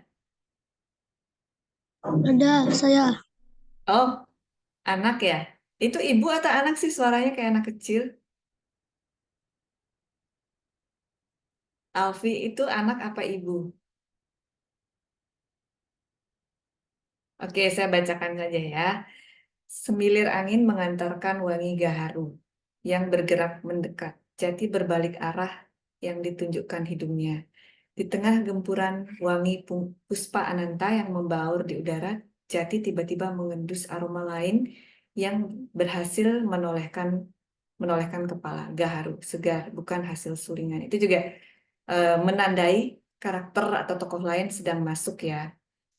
Jati bergeming, tangannya mengepal kuat, wangi baharu lewat di sisinya dan beringsut menjauh. Itu jadi salah satu beberapa contoh dari metafora ya. Jadi Dewi Lestari ini di Aroma Karsa memang sangat serius ya. Dia selalu menghadirkan metafora yang sangat baru dan dia ciptakan sendiri. Setiap karakternya masuk ke dalam cerita akan ditandai oleh aroma tertentu. Nah, kita kalau membayangkan juga bisa seperti itu ya. Kita bertemu dengan seseorang, kira-kira aromanya apa nih? Tidak perlu sedetail ini mungkin ya. Kita bisa buat versi yang lebih sederhana ya untuk menggambarkan masuknya karakter ke dalam cerita. Nah, metafora yang lain misalnya ya seperti ini. Kebencian itu konon seperti jamur, mudah tumbuh di tempat yang gelap. Cairan-cairan di tubuhku bergerak ke arah yang berlawanan dan saling bertabrakan. Ruangan itu seperti kehabisan oksigen. Ia tersengal-sengal. Air mata yang terus mengalir melalui kelopak matanya seperti sehabis digigit oleh tawon raksasa. Ya, ini segara seperti kertas yang mudah terbakar, jilatan api kecil akan mudah membakarnya. Ini dari novel Jas Putih ya. Oh, bukan, Telikung yang saya tulis. Nah, ini saya juga mencatat beberapa metafora dari novel Silsilah Duka oleh Dwi Ratih Ramadhani. Dalam gendongannya seorang bayi tengah tidur pulas, tenang, sama sekali tidak terganggu oleh suara perempuan berdaster yang terdengar seperti tubuhkan panci dan wajan krempiang. Ini kebetulan settingnya adalah Madura ya. Dan Dewi Ratih adalah juga seorang Madura penulisnya. Ketika tangis pertama yang terdengar, dokter terperanjat melihat kulit bayi yang sehitam jelaga. Mang Sen menangis sepanjang hari. Juhariah tak henti-hentinya memercikkan api dari sepetak neraka dalam mulutnya. Nah, kalau kita mengenal seseorang yang kalau ngomong itu bikin marah terus, nah kita bisa juga gunakan metafora seperti ini. Juhariah memercikkan api dari sepetak neraka di dalam mulutnya. Oke, bagaimana sih cara kita memperkaya, maaf, kosakata yang kita miliki? Ya, salah satunya kita bisa lakukan dengan membaca banyak buku puisi dan juga tentu saja membaca cerpen ya. Kalau kita pengen bikin kue kan kita harus lihat cara orang di YouTube gimana bikin kuenya. Kalau kita bikin cerpen mau nggak mau kita juga harus banyak baca cerpen. Jadi kita tahu bagaimana cara penulis itu dalam bercerita, bagaimana dia mengawali, bagaimana dia melanjutkan, bagaimana dia menciptakan klimaks, dan bagaimana dia mengakhiri. Dan untuk menambah banyak kosakata baru, itu banyak bisa kita temukan dalam sebuah puisi ya. Di puisi akan banyak kita temukan kata-kata yang sebetulnya lahir dari sebuah proses yang saya anggap itu ada semacam ada proses ilahi di situ ya. Berarti seorang penyair itu sebetulnya bisa menemukan kata-kata itu melalui sebuah perenungan yang cukup panjang ya dan melahirkan kata-kata baru yang sangat indah. Ya, nah salah satu cara kita dalam menulis cerpen adalah ini untuk menulis cerpen ya. Mungkin ibu-ibu semua bisa praktekkan ya, bisa praktekkan ini. Siapa tahu nanti dari hasil webinar ini atau workshop ini akan berhasil dituliskan sebuah cerpen oleh para peserta yang ada di sini. Nah, salah satu cara terbaik untuk bisa mulai menulis adalah kita merecall kembali momen emosional dalam hidup kita ya. Kita bisa merecall kembali momen emosional dalam hidup kita. Apakah momen emosional itu dan setiap orang kan bisa berbeda-beda ya. Bisa jadi kelahiran anak kita, atau kematian orang yang kita sayangi, atau patah hati, atau hari raya. Hari raya bisa emosional misalnya ketika kita misalnya selama 10 tahun tidak bisa pulang. Mungkin karena kendala ekonomi. Atau hari raya atau apa, ada masalah lain apa yang muncul di hari raya. Atau menunggu bis. Nah, menunggu bis itu terlihat simpel, tapi bisa jadi momen emosional. Misalnya ketika kita menunggu bis itu sebuah peristiwa yang sangat dahsyat terjadi. Misalnya sebuah bom meledak di Kuningan misalnya. Itu bisa menjadi salah satu momen yang sangat emosional. Atau menunggu sahabat. Ternyata itu misalnya menjadi pertemuan terakhir kita. Atau menemani ibu Mohon maaf, jualan. Miss Ya, Komang. ya, Untuk waktunya tinggal 10 menit lagi ya, Miss. iya ini sudah mau habis. Tinggal ini ya. Ya, sudah tinggal sedikit. Oke, atau apa saja ya bisa menjadi momen emosional. Ya, seperti tadi setelah kita temukan momen, kemudian kita tuliskan dengan sabar, kalimat demi kalimat, paragraf demi paragraf. Jumlahnya adalah 5 halaman, 1,5 spasi atau sekitar 1.000, ya, 1.000 karakter ya. Nah, setelah kita tulis, kita edit kembali. Kalau belum bagus, kemudian bisa kita baca lagi, kita tulis lagi, kita edit terus. Demikian seterusnya. Buatlah seperti menulis diary, namun diary hendak dibacakan kepada orang lain. Sebenarnya nggak beda jauh dengan menulis diary sebetulnya ya. Tapi kita bayangkan bahwa itu dibaca oleh orang lain. Jadi kita bayangkan ada orang lain di depan kita yang sedang mendengarkan cerita kita, walaupun itu seperti diary ya. Nah, ini sebagai latihan singkat ya, sebelum kita akhiri. Di sini kita akan menulis surat untuk diri kita sendiri. Mungkin yang sedang memegang laptop bisa tulis surat untuk emailnya masing-masing. Tulis surat untuk emailnya masing-masing. Atau yang sedang memegang handphone bisa tulis untuk WA-nya masing-masing. Ya, apakah sudah? Ibu-ibu bisa mengirimkan email ke dirinya masing-masing atau ke WA-nya masing-masing? Sudah bisa? Bu Saraswati? Bu Safitri, maaf.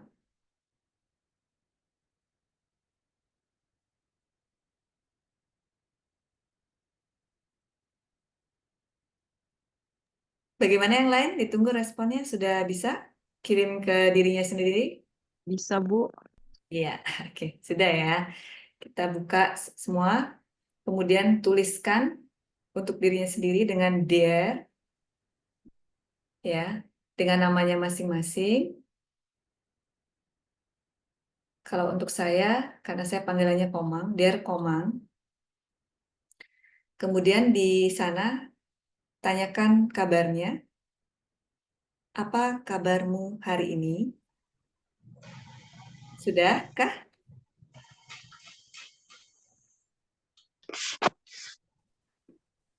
Setelah itu, tulis apakah kamu baik-baik saja?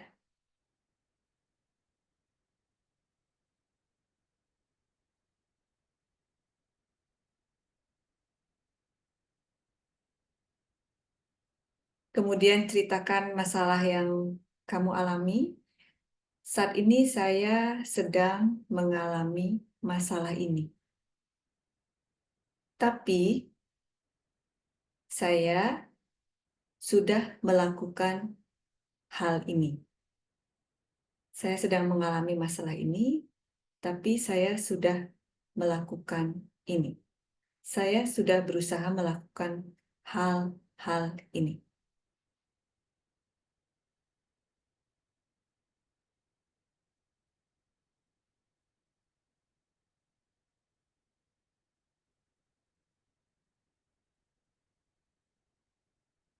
Sudahkah, Ibu-ibu?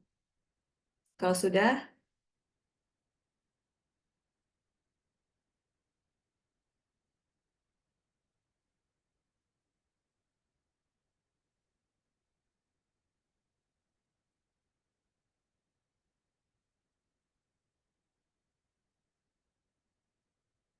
saya sudah berusaha melakukan hal-hal ini untuk mengatasi masalah ini.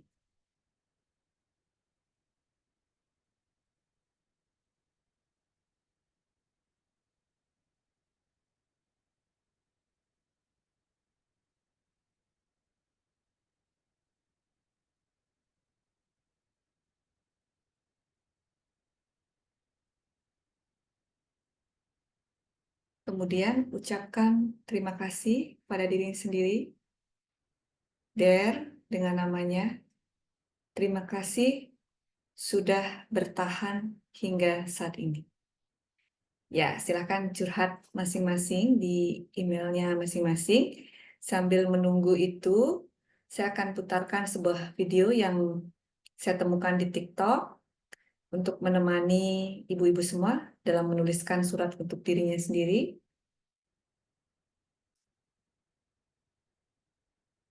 Sebentar. I would say this. First of all,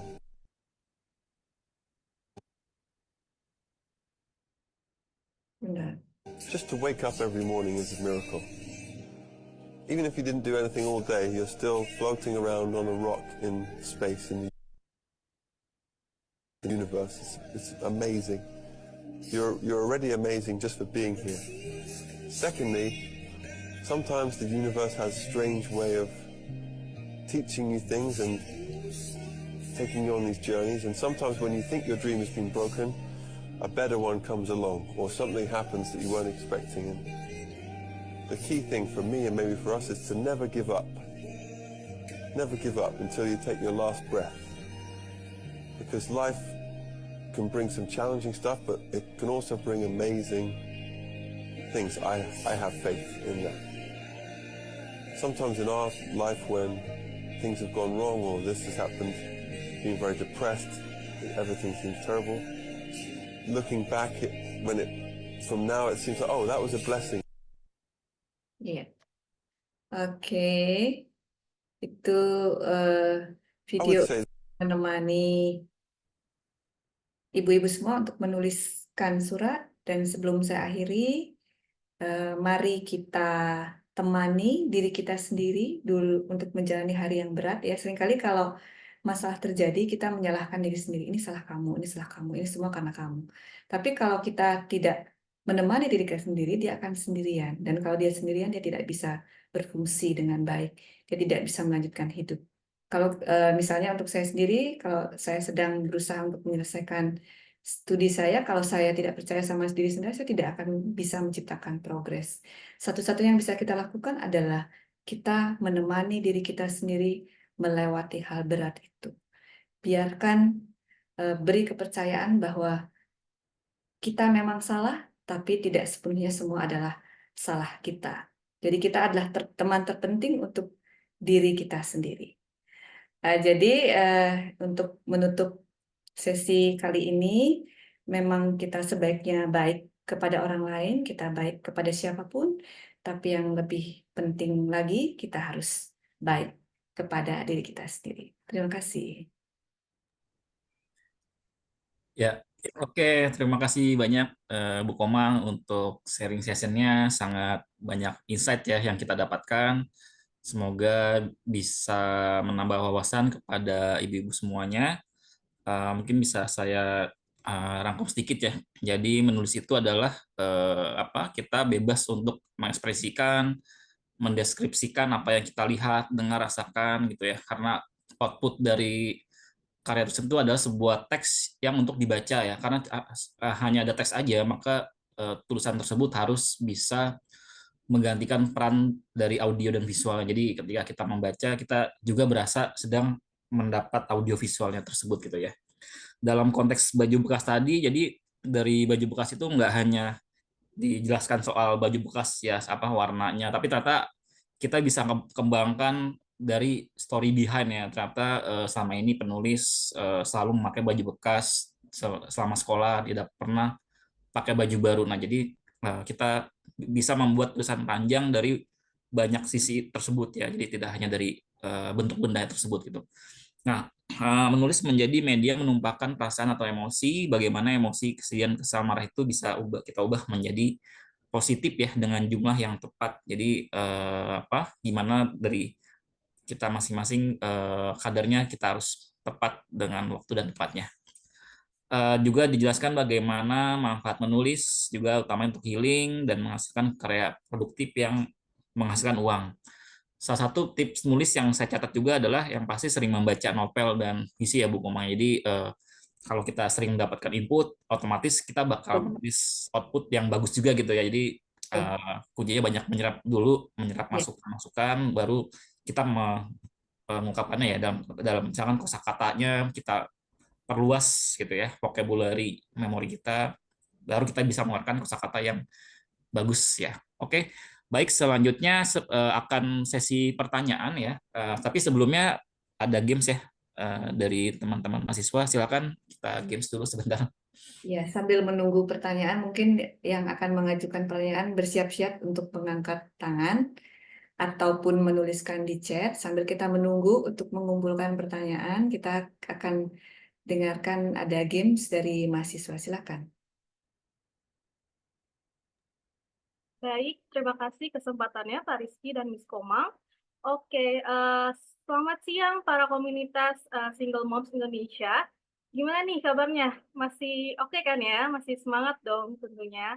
Karena kan tadi habis mendengarkan cerita atau mendengarkan materi dari Miss Komang yang pastinya sangat seru dan sangat menginspirasi tentunya bagi para moms dong ya. Iya betul, materinya sangat insightful ya, betul sekali. Oke, jadi setelah ini akan ada sesi tanya jawab. Jadi bagi para mom silakan untuk mempersiapkan pertanyaannya dan selagi kita menunggu itu, jadi kita bakalan main games lagi nih moms. Oke, bentar ya moms.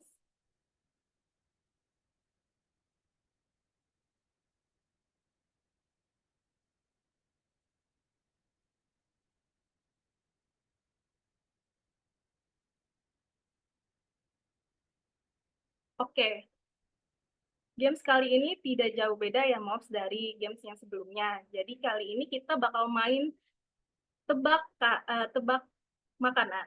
Oke. Jadi gimana sih cara mainnya? Nah, jadi pada setiap pertanyaan akan muncul emoticon atau gambar yang nanti akan saya kasih tunjuk ya. Nah, lalu Moms bisa berpikir untuk memikirkan jawabannya ya. Lalu nanti jika Moms sudah tahu jawabannya, langsung boleh tuliskan di chat box ya. Dan di sini akan ada 3 pertanyaan. Oke, saya kasih contoh dulu nih satu pertanyaan ya. Di sini ada angka 1 dan ada gambar ayam. Nah, terus di atasnya 1 itu ada huruf U tapi dicoret. Terus ada sama dengan E. Berarti 1 itu U-nya diganti dengan E. 1 jadi sate dan ada ayam. Jadi jawabannya itu adalah sate ayam. Nah, gimana Moms? Jadi udah mulai paham belum nih sama soalnya? Ya, betul. Oke, kita coba ya langsung ya ke soalnya ya, Moms. Untuk soal nomor 1, oke. Nah, boleh nih, coba ditebak nih Moms nih. Di sini ada karet sama kodok. T-nya disilang, KO-nya disilang juga. Apa nih? Ya, oke, ada yang jawab karedok. Wow, wow, ya gampang ya Mom ya. Ini gampang banget nih. Ini jawabannya benar dan jawabannya itu adalah karedok. Jadi karedok nih makanan khas Sunda ya Mom. Pasti Moms juga pada udah tahu dong ya sama makanan ini pasti familiar lah ya. Jadi kita bisa next ke pertanyaan berikutnya. Question nomor 2. Nah, di sini ada kuda sama uang. Makanan apa ya ini, Moms? Yuk, coba dijawab yuk. Oke, ini makanan khas Surabaya. Ada yang tahu nggak? Ada yang tahu nggak nih makanan apa ya ini ya? Yuk, boleh dijawab yuk. Oke, ada yang jawab kue dolar, ada yang jawab kupang. Ada lagi mungkin yang jawab? Oke, kue dolar, kue dolar. Iya. Jadi ini jawabannya adalah kue dolar. Nah, iya nih Moms. Jadi ini tuh adalah kue dolar yang khas dari Surabaya. Jadi ini tuh kue jadul ya Mom. Jadi ukurannya kecil dan pipih dan kayak bentuk koin gitu loh Mom. Nah, jadi kue ini bisa dijadikan cemilan yang bisa disandingkan dengan teh. Jadi apa namanya? Ini kue dari Surabaya. Oke, kita lanjut ke pertanyaan berikutnya. Wah, apa ini? Jadi ada nasi sama orang buang gas. Apa ini loh? Makanan apa ini? Iya, baru tahu ya, Mom ya. Yuk, pertanyaan ketiga apa ya jawabannya? Aku bantu kasih petunjuk. Jadi ini makanan khas Medan. Ada nggak nih, Moms dari Medan? Yuk, coba yuk. Tebak ya, ini apa ya? Ada yang jawab nasi gurih, nasi uduk, nasi angin. Iya, iya, iya. Coba-coba dijawab, Pak. Yuk. Nasi kaput. Apa itu? Nggak jadi nasi uduk karena pasti salah. Nasi kucing, ada yang jawab juga. Masih belum ada yang benar nih. Ayo, apa ya? Nasi sama orang buang gas. Apa itu? Nasi goreng. Gimana nih, Moms? Udah bisa ada yang nebak belum? Nasi kembung. Ya ampun. Wow, banyak banget ini. Tapi belum ada yang benar. Yuk, sekali lagi yuk. Kesempatan sekali lagi yuk. Kasih coba yuk. Ada yang bisa jawab? Nasi perah. Oke. Nah, ada nih yang udah bisa jawab benar nih. Dan jawaban untuk pertanyaan ketiga itu adalah, tunggu sebentar ya. Jawabannya nasi kentut. Nah, ada yang tahu gak nih nasi kentut apa? ada yang baru denger mungkin atau gimana ya. Jadi nasi kentut ini ciri khas dari kota Medan ya, Moms ya. Jadi nasi kentut itu sebenarnya nasi biasa dan disandingin dengan lauk pauk gitu, Moms. Cuman bedanya dia itu dibungkus dengan daun sembukan atau daun kentut. Karena daunnya ini memang memiliki bau yang tidak sedap ya, Mom. Jadi makanya istilahnya itu disebut daun kentut gitu. Nah, jadi si daun kentut ini atau daun sembukan ini juga memiliki berbagai macam khasiat. Jadi dari bisa menyembuhin pencernaan atau bisa juga mengobati MAS, sariawan dan penyakit yang lain. Jadi walaupun baunya ini busuk, baunya tidak sedap, tapi daun sembukan atau daun kentut ini sangat baik untuk kesehatan. Nah, gimana nih, Moms? Baru pada tahu nggak? Ada yang namanya, iya banyak ya yang baru tahu ya, ada daun kentut namanya. Iya, iya. Saya juga baru tahu ini ya. Makasih loh yang udah bikin pertanyaannya ini sangat seru banget ya, ya ampun. Oke. Oke, ternyata selesai sudah games kita kali ini ya, Mom. Mohon maaf kalau ada salah kata dan walaupun sebentar, semoga dapat menghibur moms yang ada di sini. Ya, oke. Terima kasih atas waktunya. Saya Reka Ramadhani Hidayat, pamit untuk undur diri dan saya persilakan untuk Pak Rizky untuk mengambil sesi berikutnya. Terima kasih. Terima kasih, Reka. Ya, baik, terima kasih Reka atas game-nya, seru banget ya game-nya, Mams. Oke, jadi kita lanjut ke sesi pertanyaan. Saya coba baca dari yang awal ya. Nanti Bu Koma langsung jawab ya Bu ya? Ya. Satu ya, oke. Ya, pertama dari Ibu Lilis Suryani, pertanyaannya adalah apakah ada tips atau cara kita bisa belajar untuk mendeskripsikan atau menggambarkan sesuatu dengan baik sehingga pembaca bisa paham apa yang ingin kita sampaikan, Bu? Ya, Bu Lilis, terima kasih pertanyaan. Tadi sebenarnya saya sempat juga sudah sebutkan tadi ya, kalau kita ingin menggambarkan sebuah suasana tadi ya, tabrakan di jalan itu ya, kita dalam situasi panik, mungkin bisa kita boleh Alfi, siapa Bu Alfi mute dulu ya. Suasana ketika kita panik di tengah kecelakaan itu mungkin kita bisa dibantu dengan mencari video tentang itu ya, kita bisa gambarkan setiap peristiwa yang terjadi di video itu seperti apa. Atau bisa juga misalnya ketika saya menulis novel Senjakala itu tentang sebuah kawasan wisata di Gunung Kawi, jadi saya datang langsung ke lokasi. Jadi saya datang langsung ke lokasi untuk mencatat hal-hal setting dari apa namanya? Setting dari Gunung Kawi itu sendiri sehingga saya bisa menggambarkan suasana di Gunung Kawi itu dengan sedetail mungkin. Jadi dalam sebuah fiksi itu sangat penting bagi kita untuk menceritakan sesuatu dengan detail agar pembaca percaya. Bahkan ketika detail itu bukan sesuatu yang benar ya. Misalnya kita mau menceritakan sebuah tempat di Inggris, kita belum pernah ke sana. Kita ciptakan sebuah desa fiktif tentang sebuah tempat di Inggris.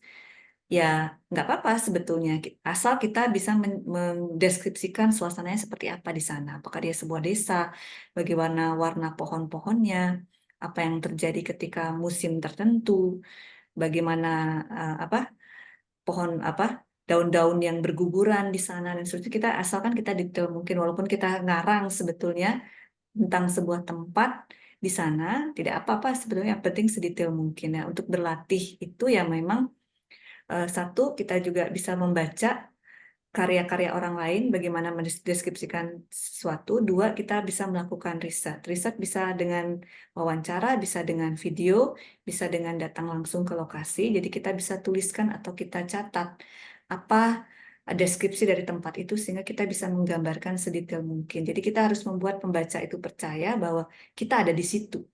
Kita memang ada di situ dan kita menggambarkan suasana yang sedang kita alami. Itu untuk Bu Lilis. Pertanyaan selanjutnya? Ya, baik, selanjutnya dari Ibu Andri. izin bertanya, apakah ada tips khusus ketika menghadapi writing block, Bu? Biasanya di pertengahan kehabisan ide untuk mengembangkan cerita ya. Jadi Iya. ketika ya. Oke, untuk writing block itu sebetulnya ini terkait banget dengan writing for healing ini. Kalau ibu-ibu mengalami writing block, sebetulnya kalau ibu-ibu mengalami emosi setiap hari, itu sebetulnya nggak ada writing blocks. Karena setiap hari hidup kita itu berwarna ya. Dan saya merasakan sendiri, hari ini saya marah, besok saya sedih, besoknya lagi saya gimana. Jadi ketika kita marah itu kita sebetulnya punya harta karun yang sangat besar dalam diri kita untuk bisa menggerakkan kita menulis ya. Kalau kita lagi dalam situasi emosi, kita nggak usah menceritakan apa yang sedang terjadi dalam hidup kita. Kita mentransfer energi emosi kita ke sebuah karakter yang kita ciptakan. Jadi kita ciptakan sebuah karakter untuk menerima timbunan emosi yang kita miliki, dan itu adalah suasana kreatif yang sangat tepat ya. Jadi kalau saya dalam kondisi emosional yang terburuk, itu adalah saat yang paling tepat untuk mulai menulis cerita. Dan setiap kali kita mengalami situasi emosional yang buruk, itulah saat yang tepat menulis cerita. Dan kita miliki itu setiap hari, kita selalu berjalan dari satu emosi ke emosi lainnya, dan kita nggak akan pernah mengalami writer's block ya, karena kita selalu ada dalam sebuah harta karun yang kita miliki, yaitu emosi yang kita rasakan sendiri. Oke, itu pertanyaan untuk Bu Andri ya tadi. Ya, oke. Selanjutnya dari Bu Safitri, saya ingin bertanya tentang tahapan proses kreatif yang Ibu Komang gunakan untuk melahirkan karya, pastinya sangat menginspirasi. Tahapan seperti apa Bu Safitri? Mungkin bisa langsung? Iya Bu Komang, dari karya-karya yang Ibu Komang jelaskan tadi, mungkin tahap kreatif yang Ibu gunakan, proses kreatifnya dari mencari ide, kemudian bisa menyusun alur cerita sampai akhirnya rampung. Apakah ada kiat khusus dari Ibu? Oke. Sebetulnya seringkali yang muncul duluan itu bisa berbeda-beda. Bisa jadi yang muncul duluan itu judulnya, gitu. Atau bisa jadi kalimat pertamanya. Apapun yang muncul duluan kita catat dulu. Jadi seringkali saya muncul judulnya dulu, saya buka Word, saya catat dulu judulnya. Bahkan itu isinya cuma judul doang. Kemudian tiba-tiba yang muncul adalah suasana tertentu. Saya masukkan lagi, ini suasana ini tepat kemana. Kadang-kadang juga suasana itu bisa saya pindahkan lagi ke cerpen yang lain, ternyata itu lebih tepat misalnya. Atau saya pengen menciptakan kayaknya saya ingin menciptakan sebuah tempat di mana desa itu dihuni oleh perempuan-perempuan sakti gitu. Misalnya kalau di Bali kan dekat dengan perempuan sakti. Atau misalnya, oh saya mengalami sebuah masalah nih, berkaitan dengan rambut gitu. Apa gitu ya, dengan rambut dan sebagainya. Kemudian saya bisa pindahkan ke setting yang sebetulnya tidak dalam. Jadi kita sebetulnya bisa tukar-menukar ya. Kita bisa gunakan emosi kita yang kita miliki sekarang untuk sebuah setting tertentu ya. Misalnya peristiwanya terjadi di Tangerang Selatan, tapi settingnya saya ubah misalnya ke Bali gitu misalnya. Bisa jadi seperti itu dan demikian seterusnya.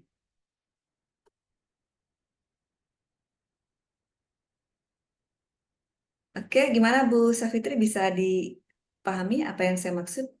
Iya, bisa. Makasih banyak Bu Komang. Oke. Siapa tadi selanjutnya Pak Rizky?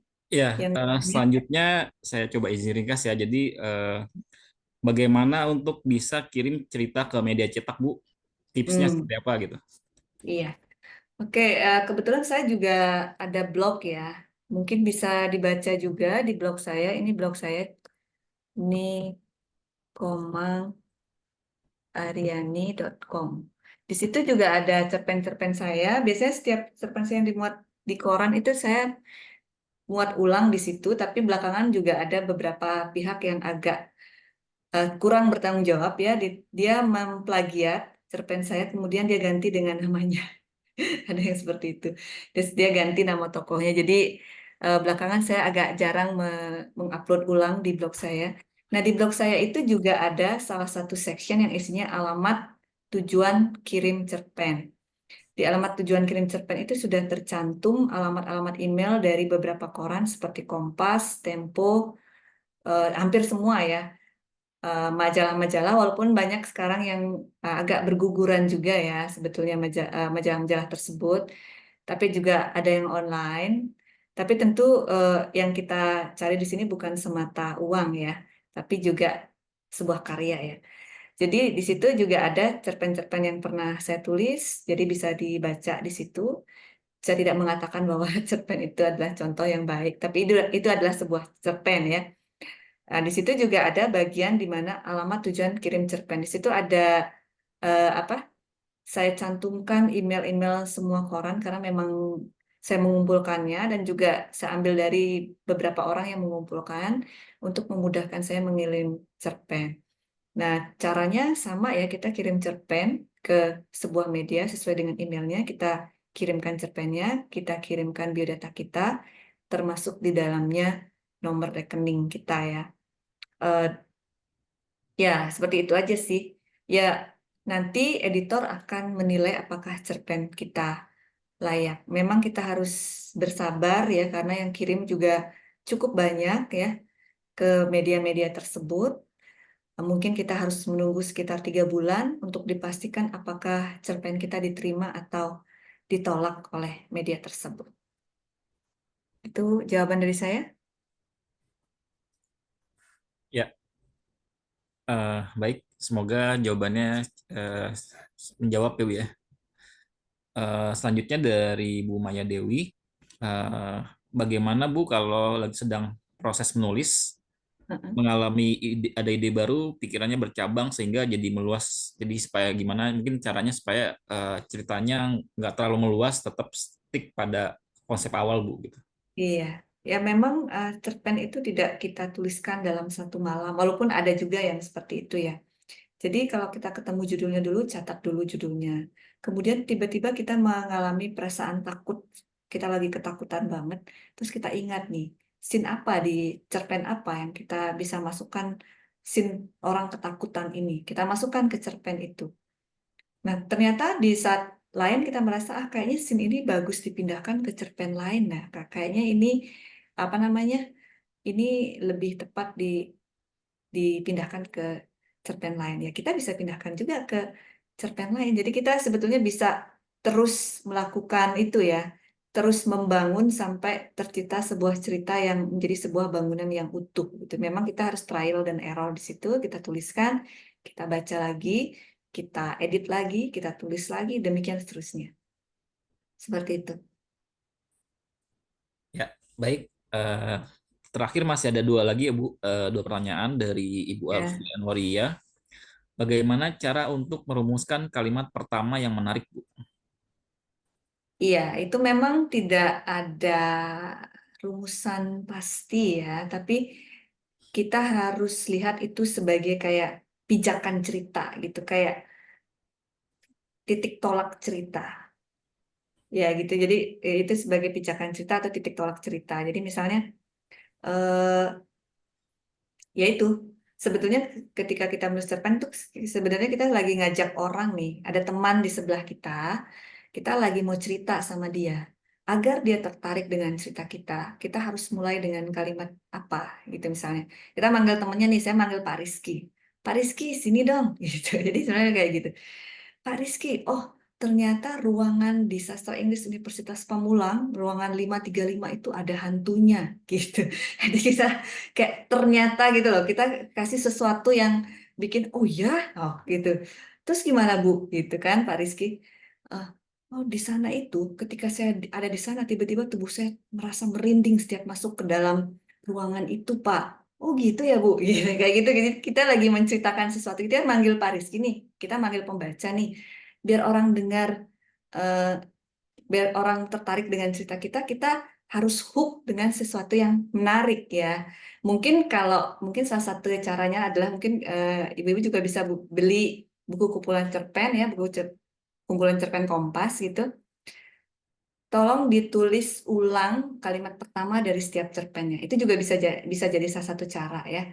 Oh, ternyata gini caranya. Memang nggak ada cara rumus pasti sih sebetulnya. Oh, kalimat pertamanya dicatat aja, ditulis ulang aja untuk kayak memasukkan cara gitu ke dalam kepala kita. Mungkin itu bisa jadi salah satu cara barangkali ya.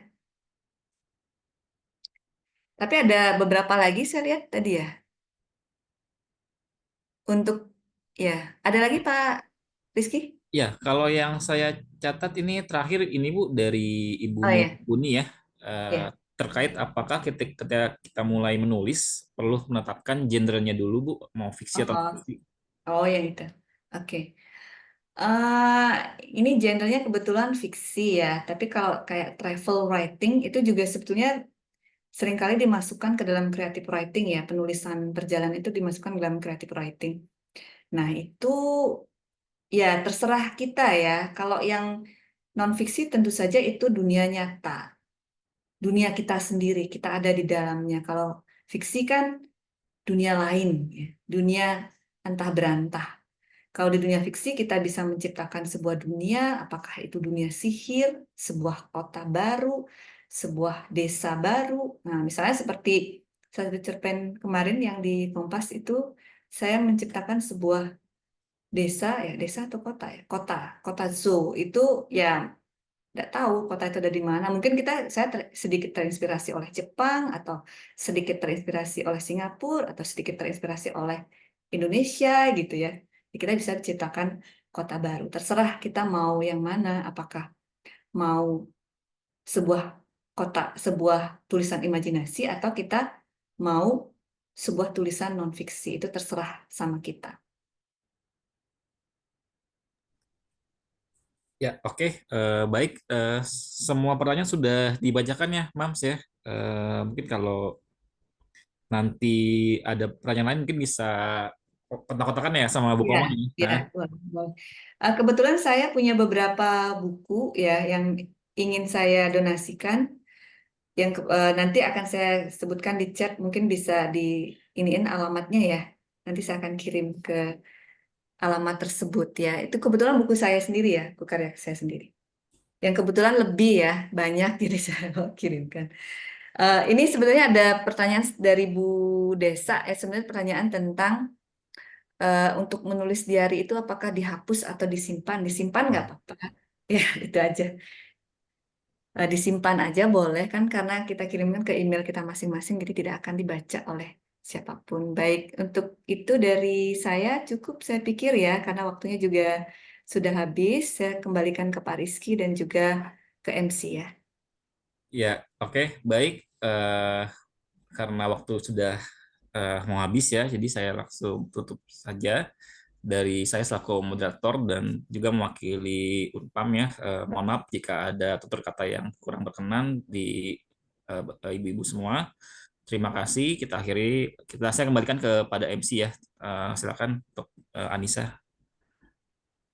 Baik, terima kasih banyak kepada Ibu Komang atas pemaparan materinya, juga Bapak Rizky sudah memandu jalannya diskusi hingga tanya jawab, serta Ibu Safitri sudah sharing bersama kami semua, dan partisipasi ibu-ibu nih yang sangat-sangat semangat sekali nih hari ini.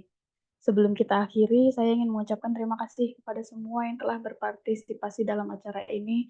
Terima kasih kepada semua pembicara, peserta, dan panitia yang telah membuat acara ini menjadi sukses. Semoga acara ini memberikan wawasan baru dan inspirasi bagi kita semua. Saya selaku MC meminta maaf apabila terdapat kesalahan dalam membawakan acara dan terdapat salah kata. Sebelum kita meninggalkan ruang Zoom, bisa untuk tetap mengaktifkan kamera karena akan terdapat sesi foto kembali.